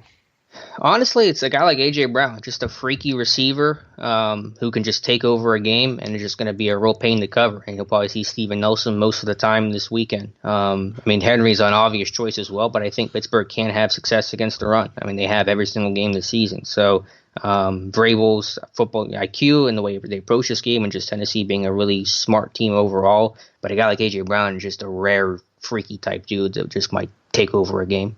My biggest fear is them being able just to run the football early to some degree of success, and then really more than anything the Steelers letting them hang around where the running game, where the Titans running game remains in part of what they can do in their identity into the fourth quarter and beyond. Because I think, nobody wants to have to tackle that thoroughbred 25 times a game. Okay. Right. And if you get into the fourth quarter with this game close and the Titans are still able to run the football, that's when you're susceptible to have happen what basically happened in that game against the Texans of Henry running loose in your secondary and somebody not wanting to tackle him and it ending up a big play. Yeah, you just don't want Henry to get in the second level to begin with and just hope someone could tackle him because that just – you do that enough times, he's gonna hurt you. Right. How many times has he carried the football already during this season? Talking about Henry. 123. 75% of their runs have been through Derrick Henry. Wow. Workhorse type back. And how many total touches does Henry have through just 5 games? I think 131. He's got 8 catches. Okay, so 131 divided by 5. About 26 a game. That's a lot of touches, man. It's 1993 type numbers for a running back right there. And what is he on pace for? Easily the 300 number, right? In terms of carries, he's at touches per game. So was at 26, I think, 0.2 times 16. He's on pace for 419 touches. Ooh, and most of those are carries. Right, and that we all know that I don't care. Look, he's a horse, man. Don't get me wrong. That guy is impressive, even going back to late last. Look, his whole career. You see stuff with him that makes them a little less fungible than the others there. But sooner or later, that I don't care who they are, that workload catches up with running backs. Mm-hmm. It's proven, you know. So sure. and this many touches for him in this short a time, I don't know, man. They're going to have to, I think, try to get their other backs involved, a little bit more than maybe what they have had in the past here. So that's what scares me the most is Derrick Henry. Yeah, watch out for Darrington Evans, though, the rookie from App State. He's a little speedy guy, and could they get him matched up on some of these linebackers, Spillane, Vince Williams, some angle routes in the low red zone? Possibility. We have a little bit of something on a breakdown on him on the site, don't we? From I think I read draft, didn't you? I think I did. I think I did the. I was impressed by Darrington Evans. Right. I like this tape, but he's been third string. So McNichols is, I think, the true backup, but they'll rotate guys in. All right, Dave. Let's flip to the Tennessee Titans defense, and a much weaker part of this team is their defense as opposed to their offense. They're struggling in a lot of categories. There's still some talent, though, for sure. I love Kevin Byard, Harold Landry, Jeffrey Simmons is playing really well. They got Clowney, who's creating a lot of pressure, just not a lot of sacks, and Rashaan Evans, who Pittsburgh, I think, reportedly had planned on drafting a few years ago, has really been impressive to me on tape. I really like his tape, both in coverage and against the run. So there's talent there, just trying to get all the pieces to fit and come together. What with their defensively?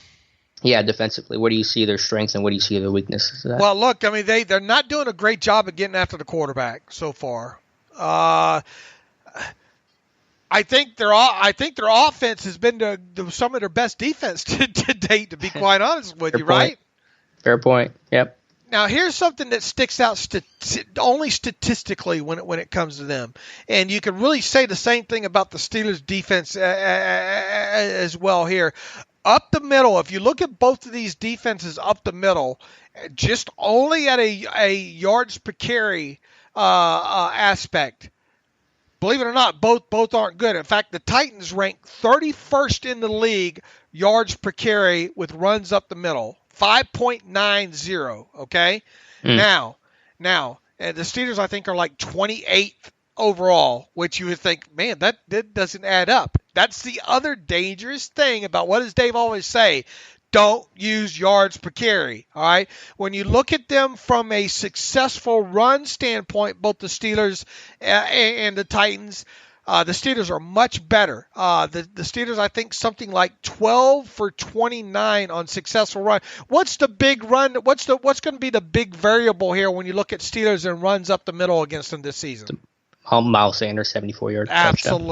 Absolutely. That's going to really tilt that. Now, when you look at the Titans on the other end of it, I think it's 24 of 39 runs have been successful. So a little less slanted towards the big run there. What I'm getting at here, and I think you would agree when you look at this defense on tape about the Titans, I think they can be run on. I think they can be run on not only up the middle, but I think they can be run on to the Steelers' right side of their offensive line, which would be the Titans' left side of their defensive line.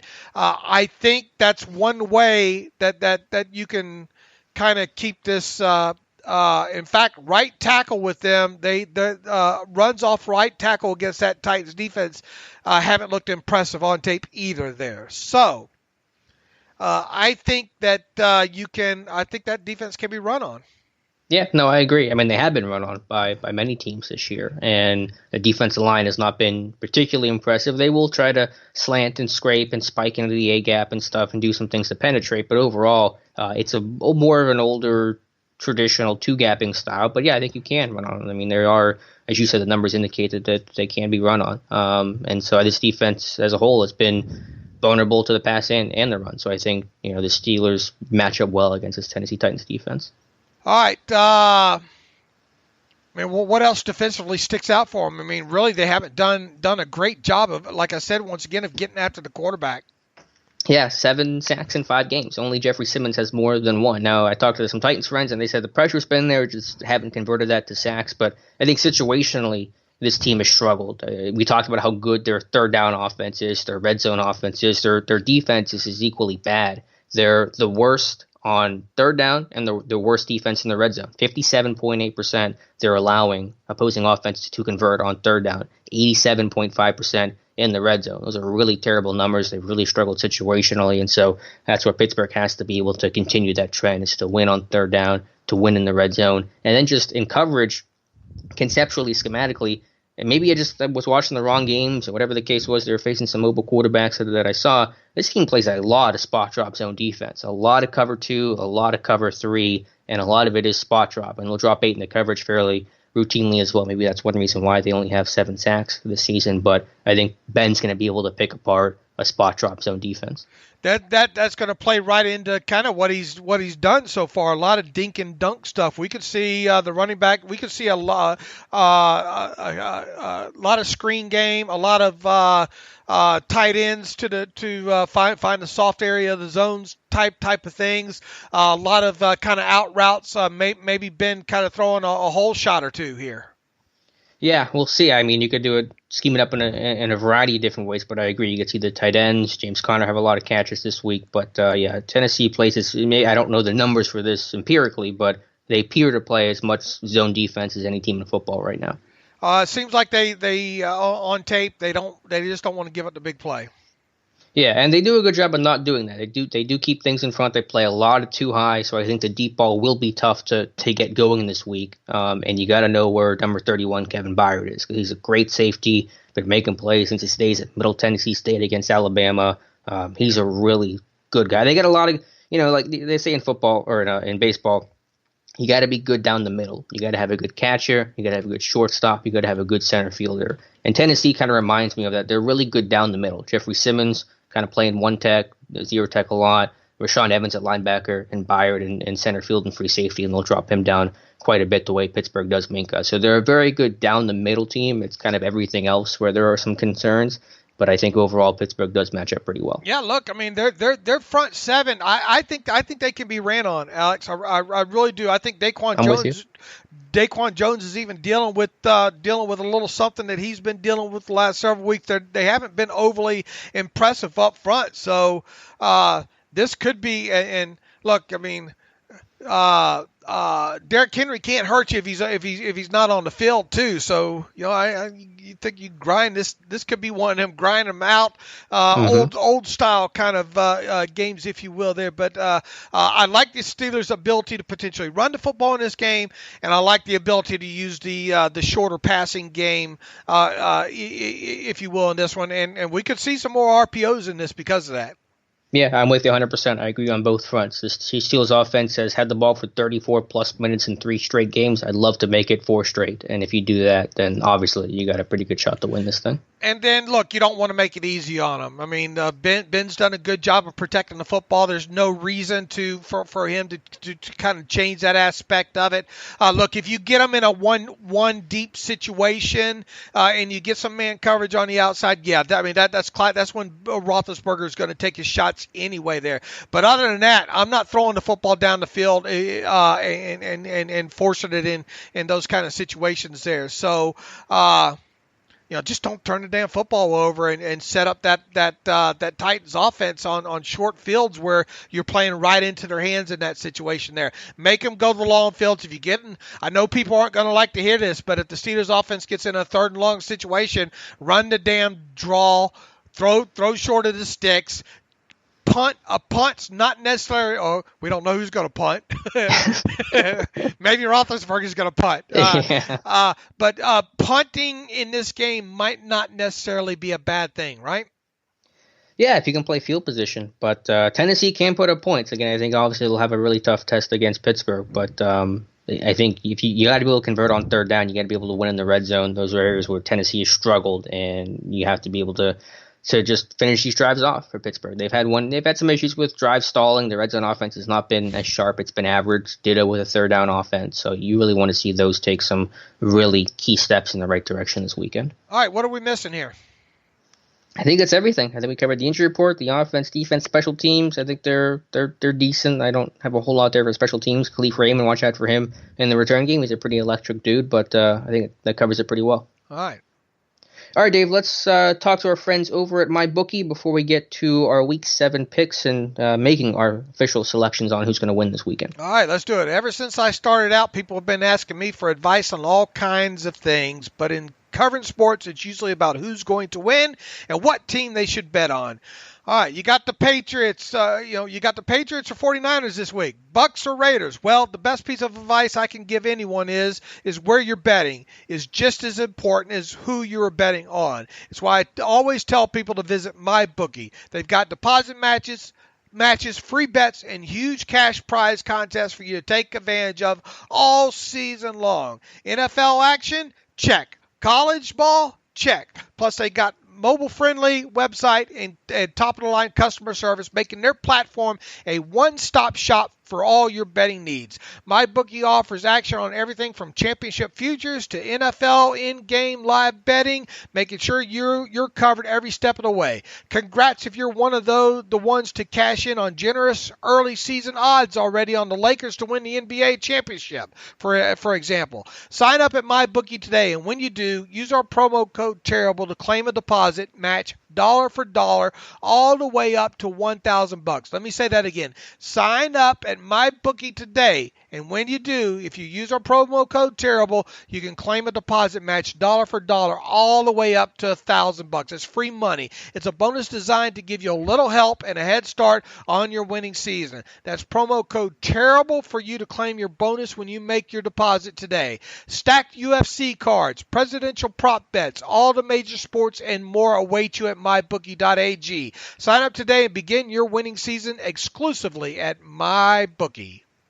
All right, Dave, let's get to our Week 7 picks. And I think we were both wrong last night with the Eagles, with the win, but not the cover over the Giants. Yeah, we both had I think we had both the Eagles minus what, 4.5 was it? There, and both lost that one. Boy, for a moment there, looked like the Eagles got out of there with the most important thing, the W, but it wasn't an attractive game overall. Let's just put it that way. Daniel Jones looking like he was going to go all the way. Then the piano got heavy on his back, and the turf monster got ahead of him. But long story short, losers.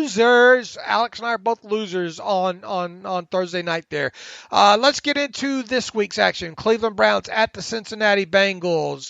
The Bengals at home, plus 3.5.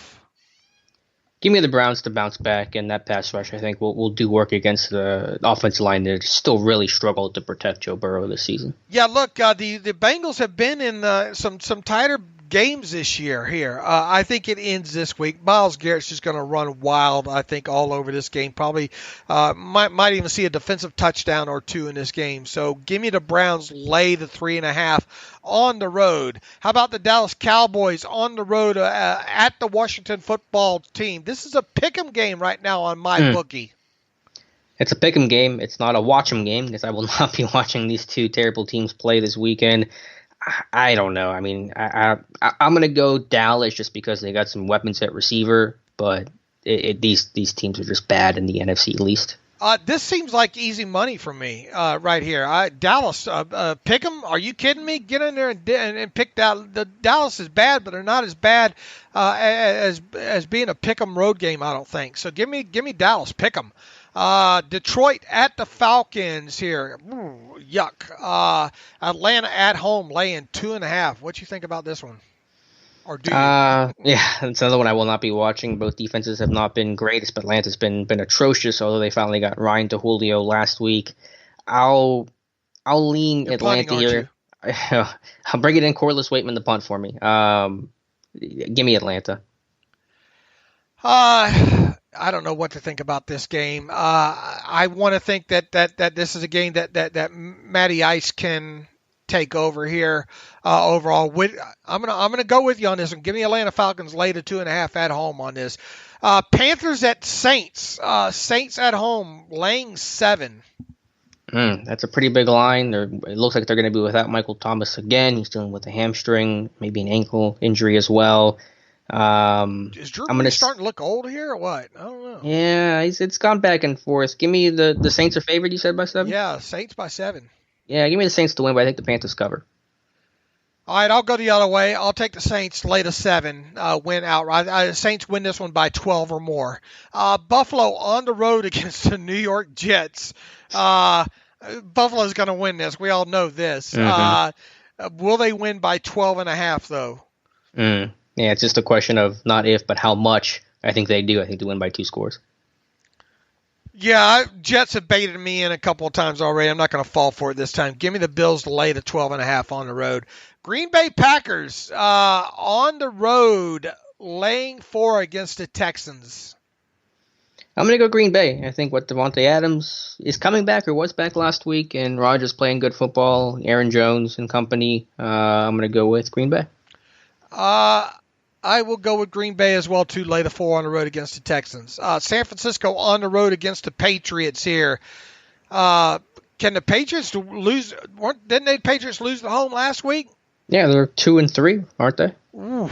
What's the odds of them losing another one at home here? What's the line?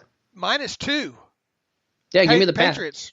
I'm gonna go Patriots in this one. Although, when was the last time the Patriots were 2-3? I mean, I don't know the answer to that. It's been quite some time, I'm sure, but I think they go back to the 500. Yeah, give me the Patriots lay the 2 at home against the 49ers in this one. The Kansas City Chiefs on the road against the Denver Broncos. Broncos surprised some people last week. The Patriots, right?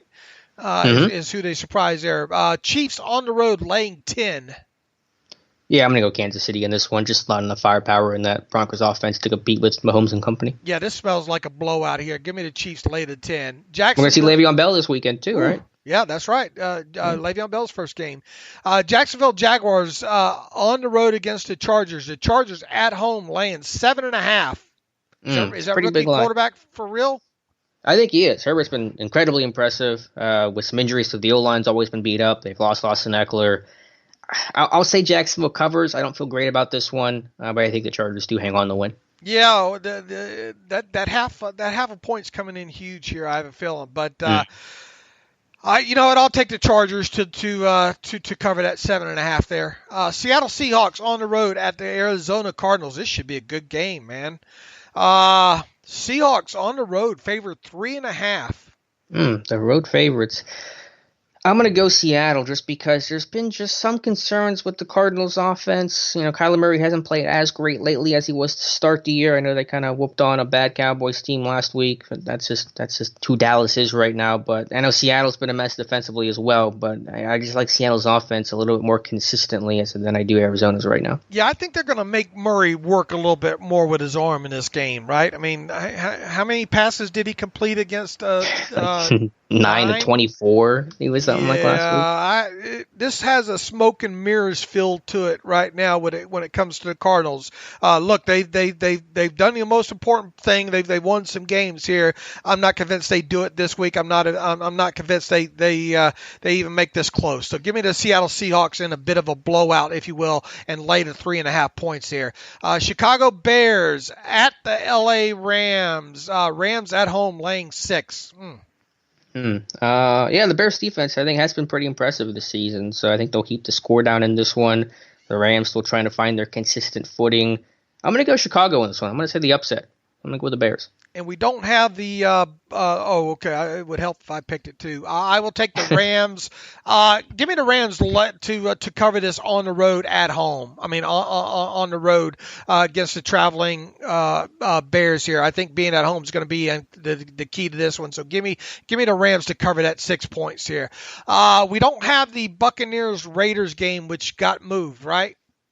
Yeah, because I think it's going to get played because there were no more positive tests today, but that entire offensive line is now on COVID list and quarantine, so we'll see. But it did get shifted, I believe. All right, Alex and I will have to pick this one after the fact as soon as my bookie gets the line back up on this one. It's off the board right now on this one. That brings us to 1 o'clock in Nashville. The Pittsburgh Steelers at the Tennessee Titans. This line, why would this line have shifted the way it has shifted? Give me a reason why the betting public has effectively moved this line.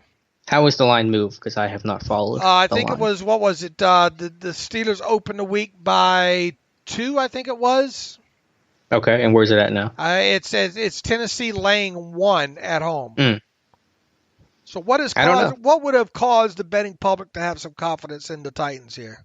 Some sort of, maybe they knew punter situation. Maybe the Steelers will not go with a punter, and they will backfire spectacularly. I don't know, but I'm going to be confident for instead of the betting markets here. And usually I'm pretty tepid with this stuff and saying, it might Normally be close. you run off to the other side with your tail between your legs here. Yeah, I know. That's what I'm good at. It's my life story. But I think until someone can show me they can run on this Pittsburgh Steelers defense, and maybe Derrick Henry can, he's a really good back, not taking away a single thing from him, but until someone shows me as a unit they can do that, and I think the Titans offensive line is not as good as it may look on paper and the numbers may indicate. I think Pittsburgh, they match up well against the Tennessee Titans defense that has not played well this season.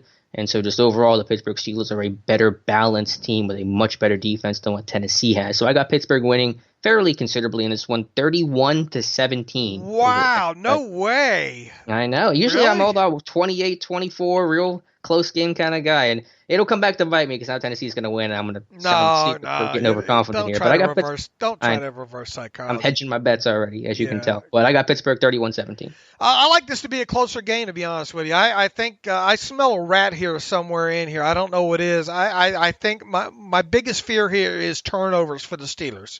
That's my biggest fear. And I think it's going to play a role in this. I think the Steelers win this one, and I think the Steelers cover this one as well, too. But I think this is a much closer. I think this is a Chris Boswell game winner at the end kind of game here. I think this one keeps us interested all the way through, as most Steelers games normally do.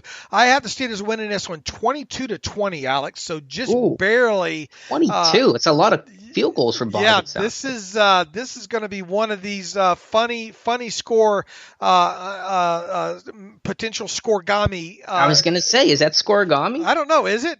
I'm going to try to look that up here on our favorite stat head. I don't know. There's been a couple scoregamis this year, though. There's been several of them. How do I find this? Yeah, you vamp here while I try to find. But anyway, I think Derrick Henry is going to have a little bit more success than we hope that he will going into this one, and I just worry about a Steelers turnover or two in this game playing a factor in this game and making this game maybe a little bit closer than it should be. That's why I do have the Steelers winning this one, but in a much closer fashion, as I said, 22-20. I think they took away the easy box score finder in StatHead, so I have to try to do this some other way, which is very annoying to me.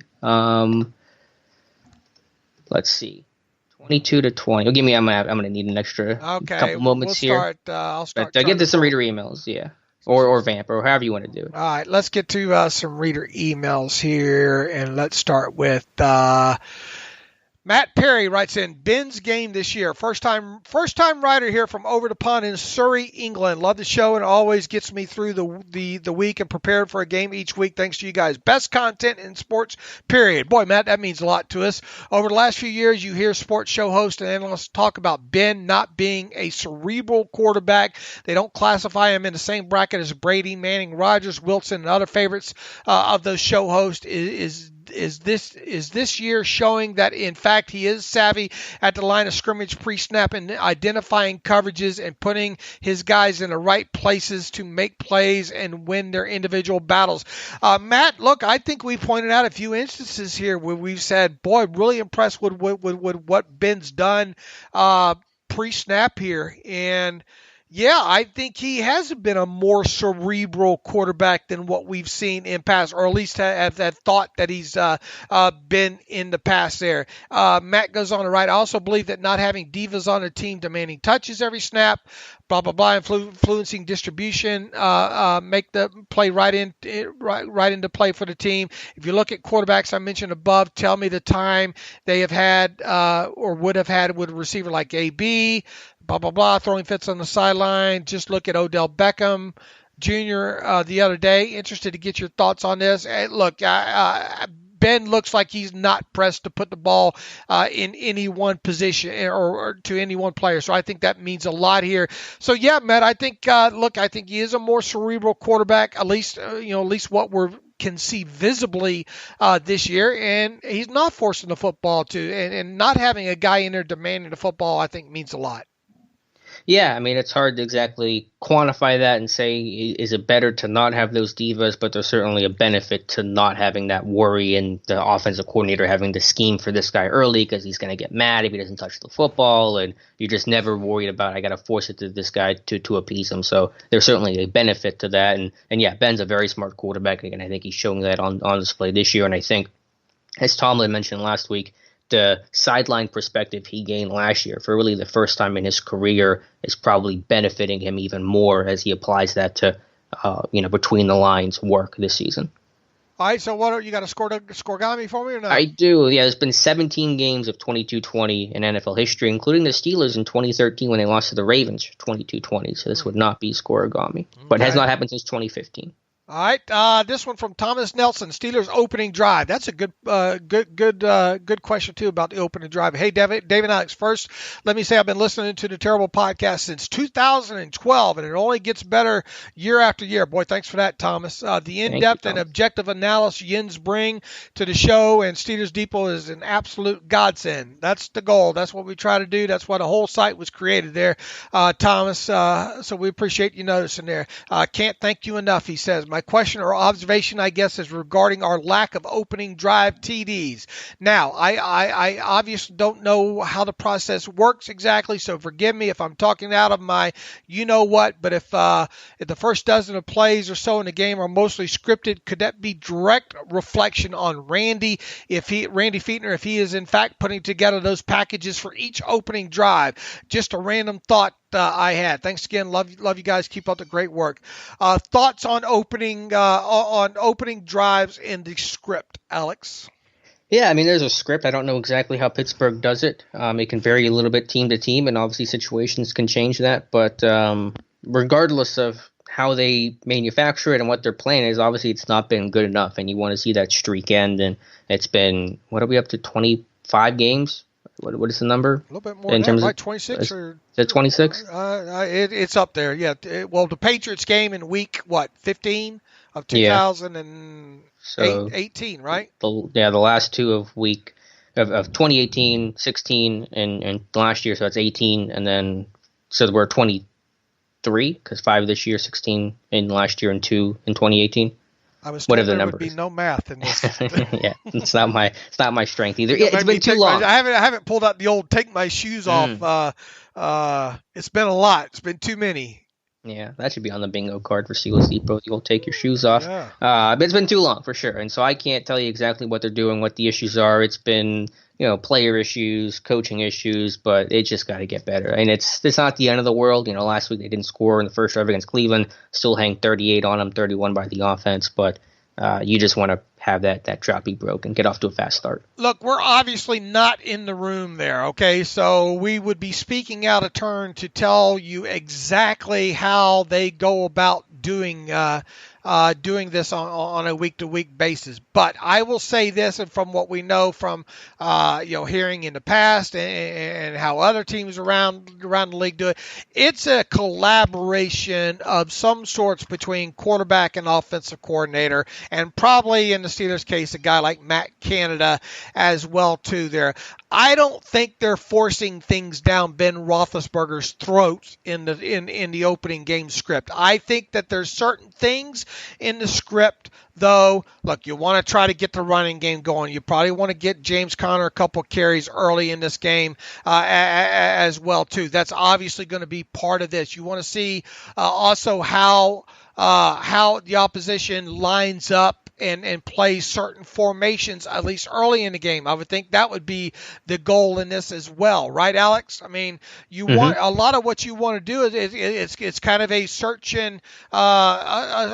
mission within those plays too. Now, can you come off the script, if you will? Absolutely, you can. But I would think that a lot of this it revolves around, hey, Ben, what do you like here as well too? So it's easy to say when it doesn't work that it's all Randy's fault. And it's easy to say when it does work that, boy, thank God Ben Roethlisberger changed the play.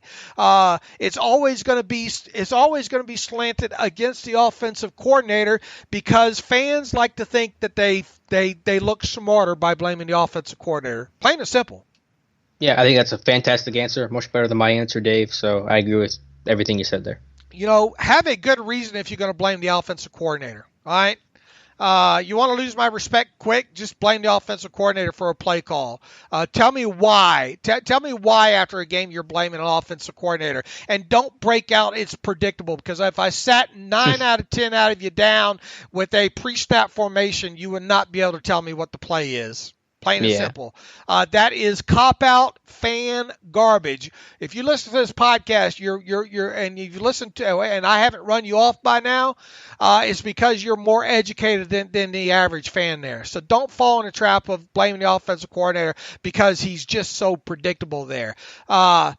Look, I mean, is there some things that you point to the offensive coordinator? Absolutely. Do I get absolutely flustered at sometimes with some things that Randy Fichtner calls during the game, or I think calls during the game? Absolutely. And sometimes it is results-based biased on top of that. But back to the script in there, I wouldn't think that they're forcing this down Ben's throat. I think it's more of a collaboration aspect there. Yeah. Off my soapbox. No, I think you're right. Obviously, it's a collaboration. Anything you do with Ben is a collaboration. That's why Ben and Randy have a good relationship. That's a big reason why Randy is the offensive coordinator. So, as you said, the key phrase that you go to Ben and say, what do you like? What do you like? What don't you like? And we'll combine those things together and come up with a game plan. Mark Berniak writes in, thanks for everything you do. Quick question. We always hear about Harrison and Watt always being held and not being called.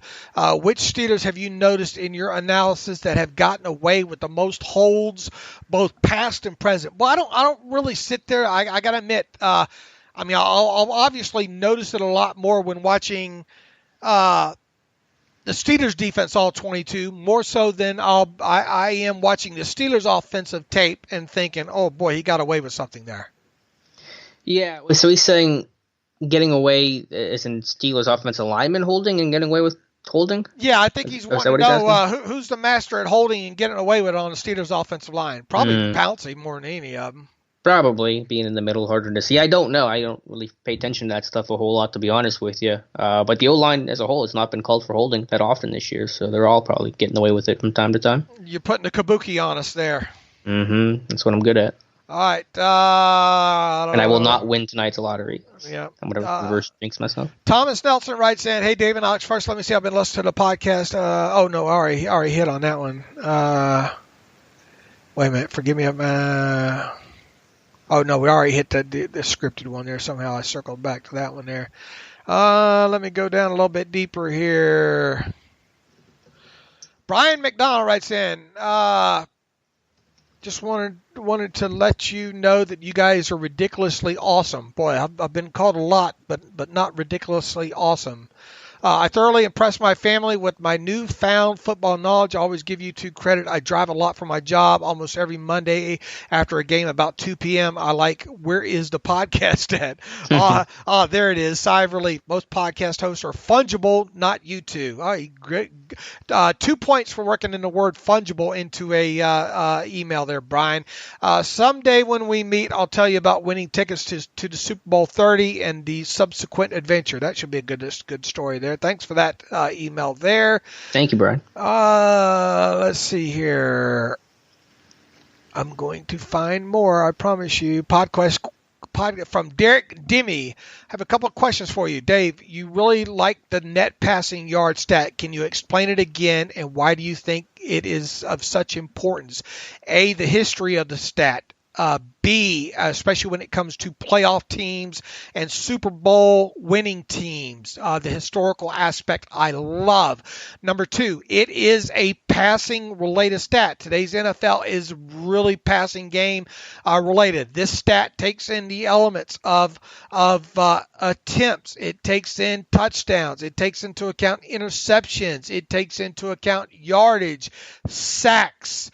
It has all elements there related around the stat, and it's based off of adjusted or passing yards per attempt, which 10 years ago passing yards per attempt was the hot stat, was it not, Alex? I believe it was. Just talk about, let's look at a quarterback and measure him by his passing yards per attempt.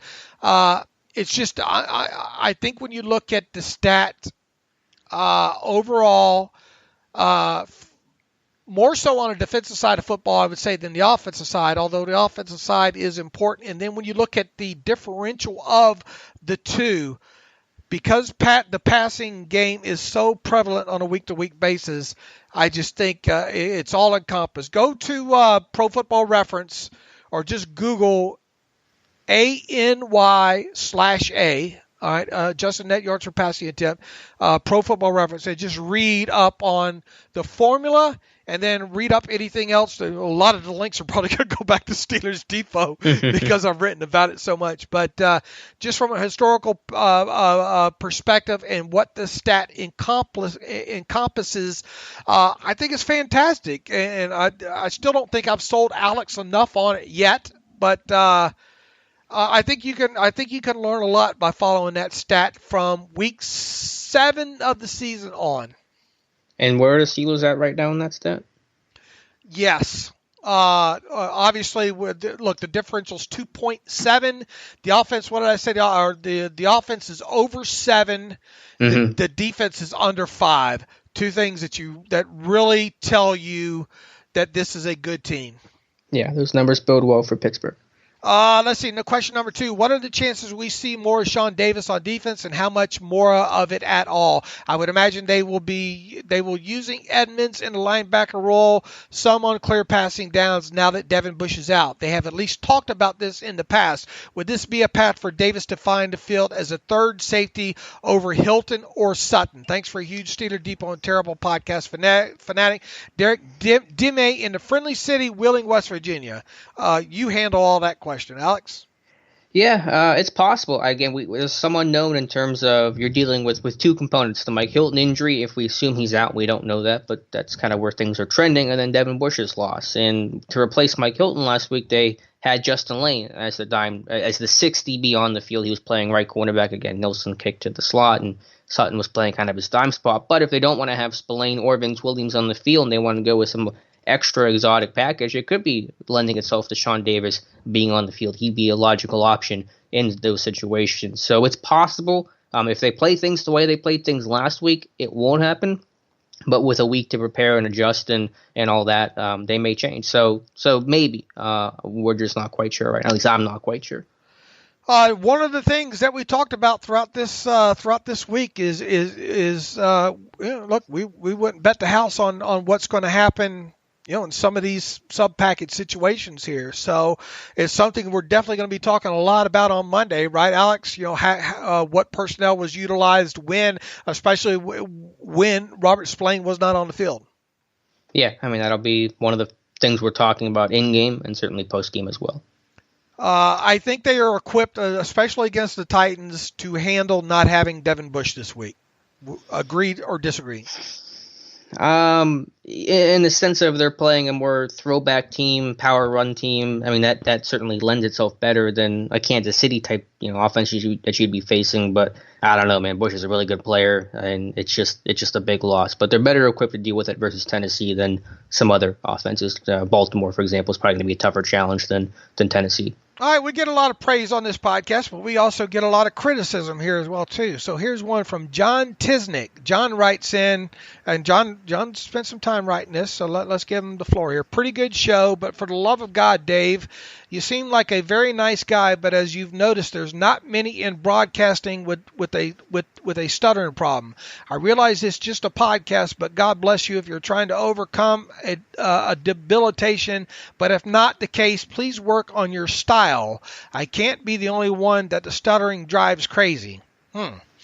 I'm not working on it, to be honest with you. I'm not working on overcoming with it. I more work with dealing with it more than anything, and it's something that really I've done for all my life overall. Alex, my career in broadcasting appears to be over with. You're not Howard Cosell? No, it's. I think I don't even notice. I don't think it's that big of a deal. I honestly probably stutter and fumble over my words as much as you do, probably more than you do, to be honest with you. I stutter so much you don't even notice. No. It's part of the charm. It's like your train, right? Yeah, you just come to accept it. No, it's fine. I think we have a good show. I think it's a lot of fun. I don't know what you want Dave to do about it. I think that he's doing the best he can, and I think it's just perfectly fine. Look, I can go into every show trying to make a I don't think it would sound as natural if I went into it trying to pick and choose and slow down my delivery. And heck, you want to turn a 2-hour podcast into a 4-hour podcast? That would surely do it that way. Look, I'm different. My brain moves 90 to nothing. I think one of the things of being kind of mania bipolar is a byproduct of that is stuttering. Look, I am blessed with a lot of afflictions, man. And I think they give me an unfair advantage in certain situations. So, if it bothers you, I don't know. Mute me and listen to Alex, or don't listen at all. That's all I can tell you. So, we run. I have been known to run off a lot of people from listening to this podcast, and quite honest with you, I don't care. We will do this thing. If one person listens, we will still do this thing. So, if I run you off, I run you off. That's the way it goes. Yeah, and listen, I have some of the same problems in terms of talking too fast. I'm trying to slow myself down, so I don't think you're alone in that. And I think we put on a pretty good show. And I think the fact you're still doing this show after season 11, probably speaks to the staying power. And some people gotta like us. Look, if you want to tune in, you want to listen to well thought out Steelers analysis and tape breakdown and not hot takes. And look, we could sit here and talk about will the Steelers sign or trade for Haskins from Washington. We could get into all this. The Steelers have to do something. Why my thought on this and the way the whole site has been from day one is not to waste a lot of time on stuff that's not going to happen. Now, will I educate or will I try to help educate fans of why I think something might not happen?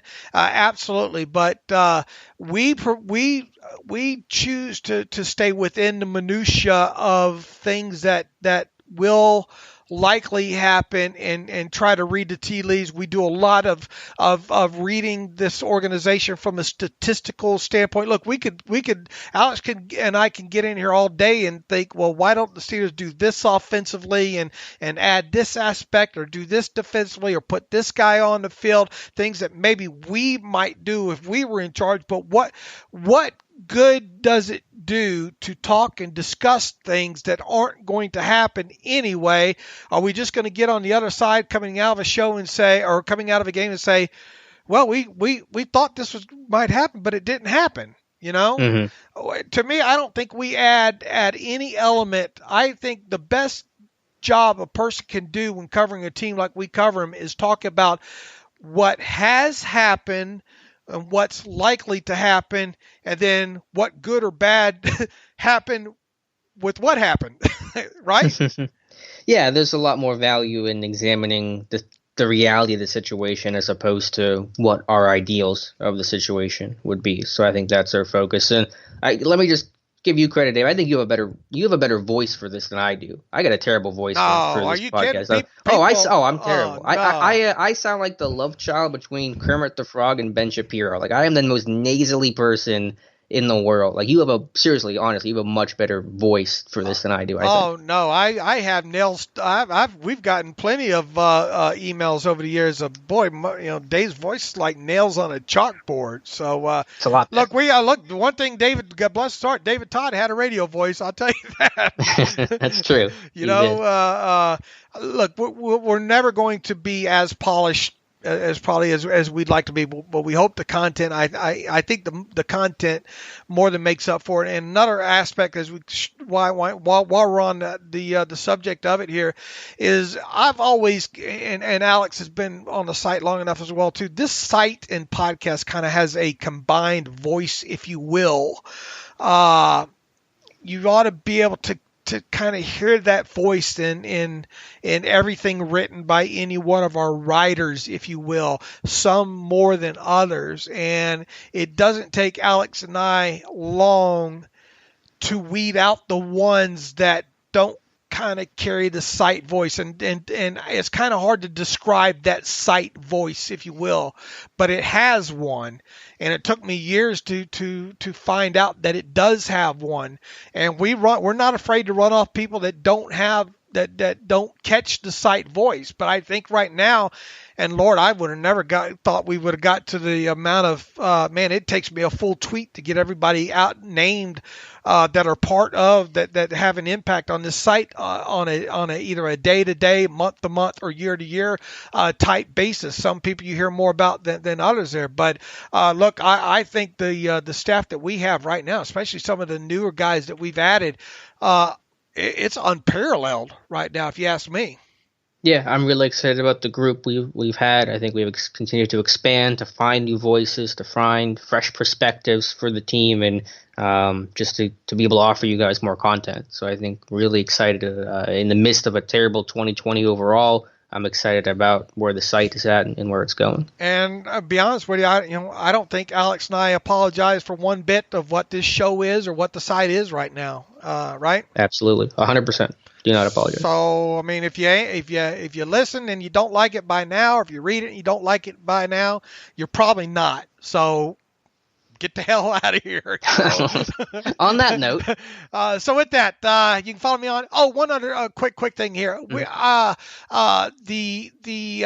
ad-free version of the website, there's been a little hiccup with it lately. So if you're finding yourself all of a sudden in the last 48 hours unable to log in or something, or if you have, and here's another thing that I found, if you have been a past subscriber to the ad-free version, and then maybe you let your subscription lapse, and then you try to sign up and you can't because the email's already taken, you need to let me know that, because there's a little hiccup that we're trying to overcome. Anyway, if all of a sudden you are a subscriber and you can't get to the ad-free version and you think you should be able to, you need to let me know. Contact the site through the contact form or theterriblepodcast@gmail.com. Also, if you're a past subscriber and you say, you know what, I'd like to get back in, but I can't, let me know as well too, so I can correct some of these problems here. I solved a couple of these problems recently,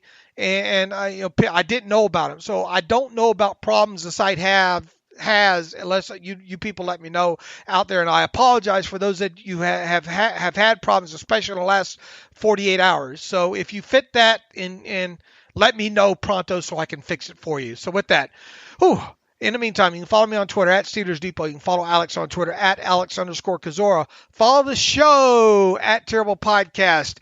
Email the show, theterriblepodcast@gmail.com. Once again, if you want an ad-free version of the site, go to SteelersDepot.com. Hit the ad-free button, upper right navigational bar for $25 for one calendar year. You can have an ad-free version of SteelersDepot.com. A lot of people are taking advantage of that. So until Monday, where Alex Kozora will be back with me, as always. That's all, folks.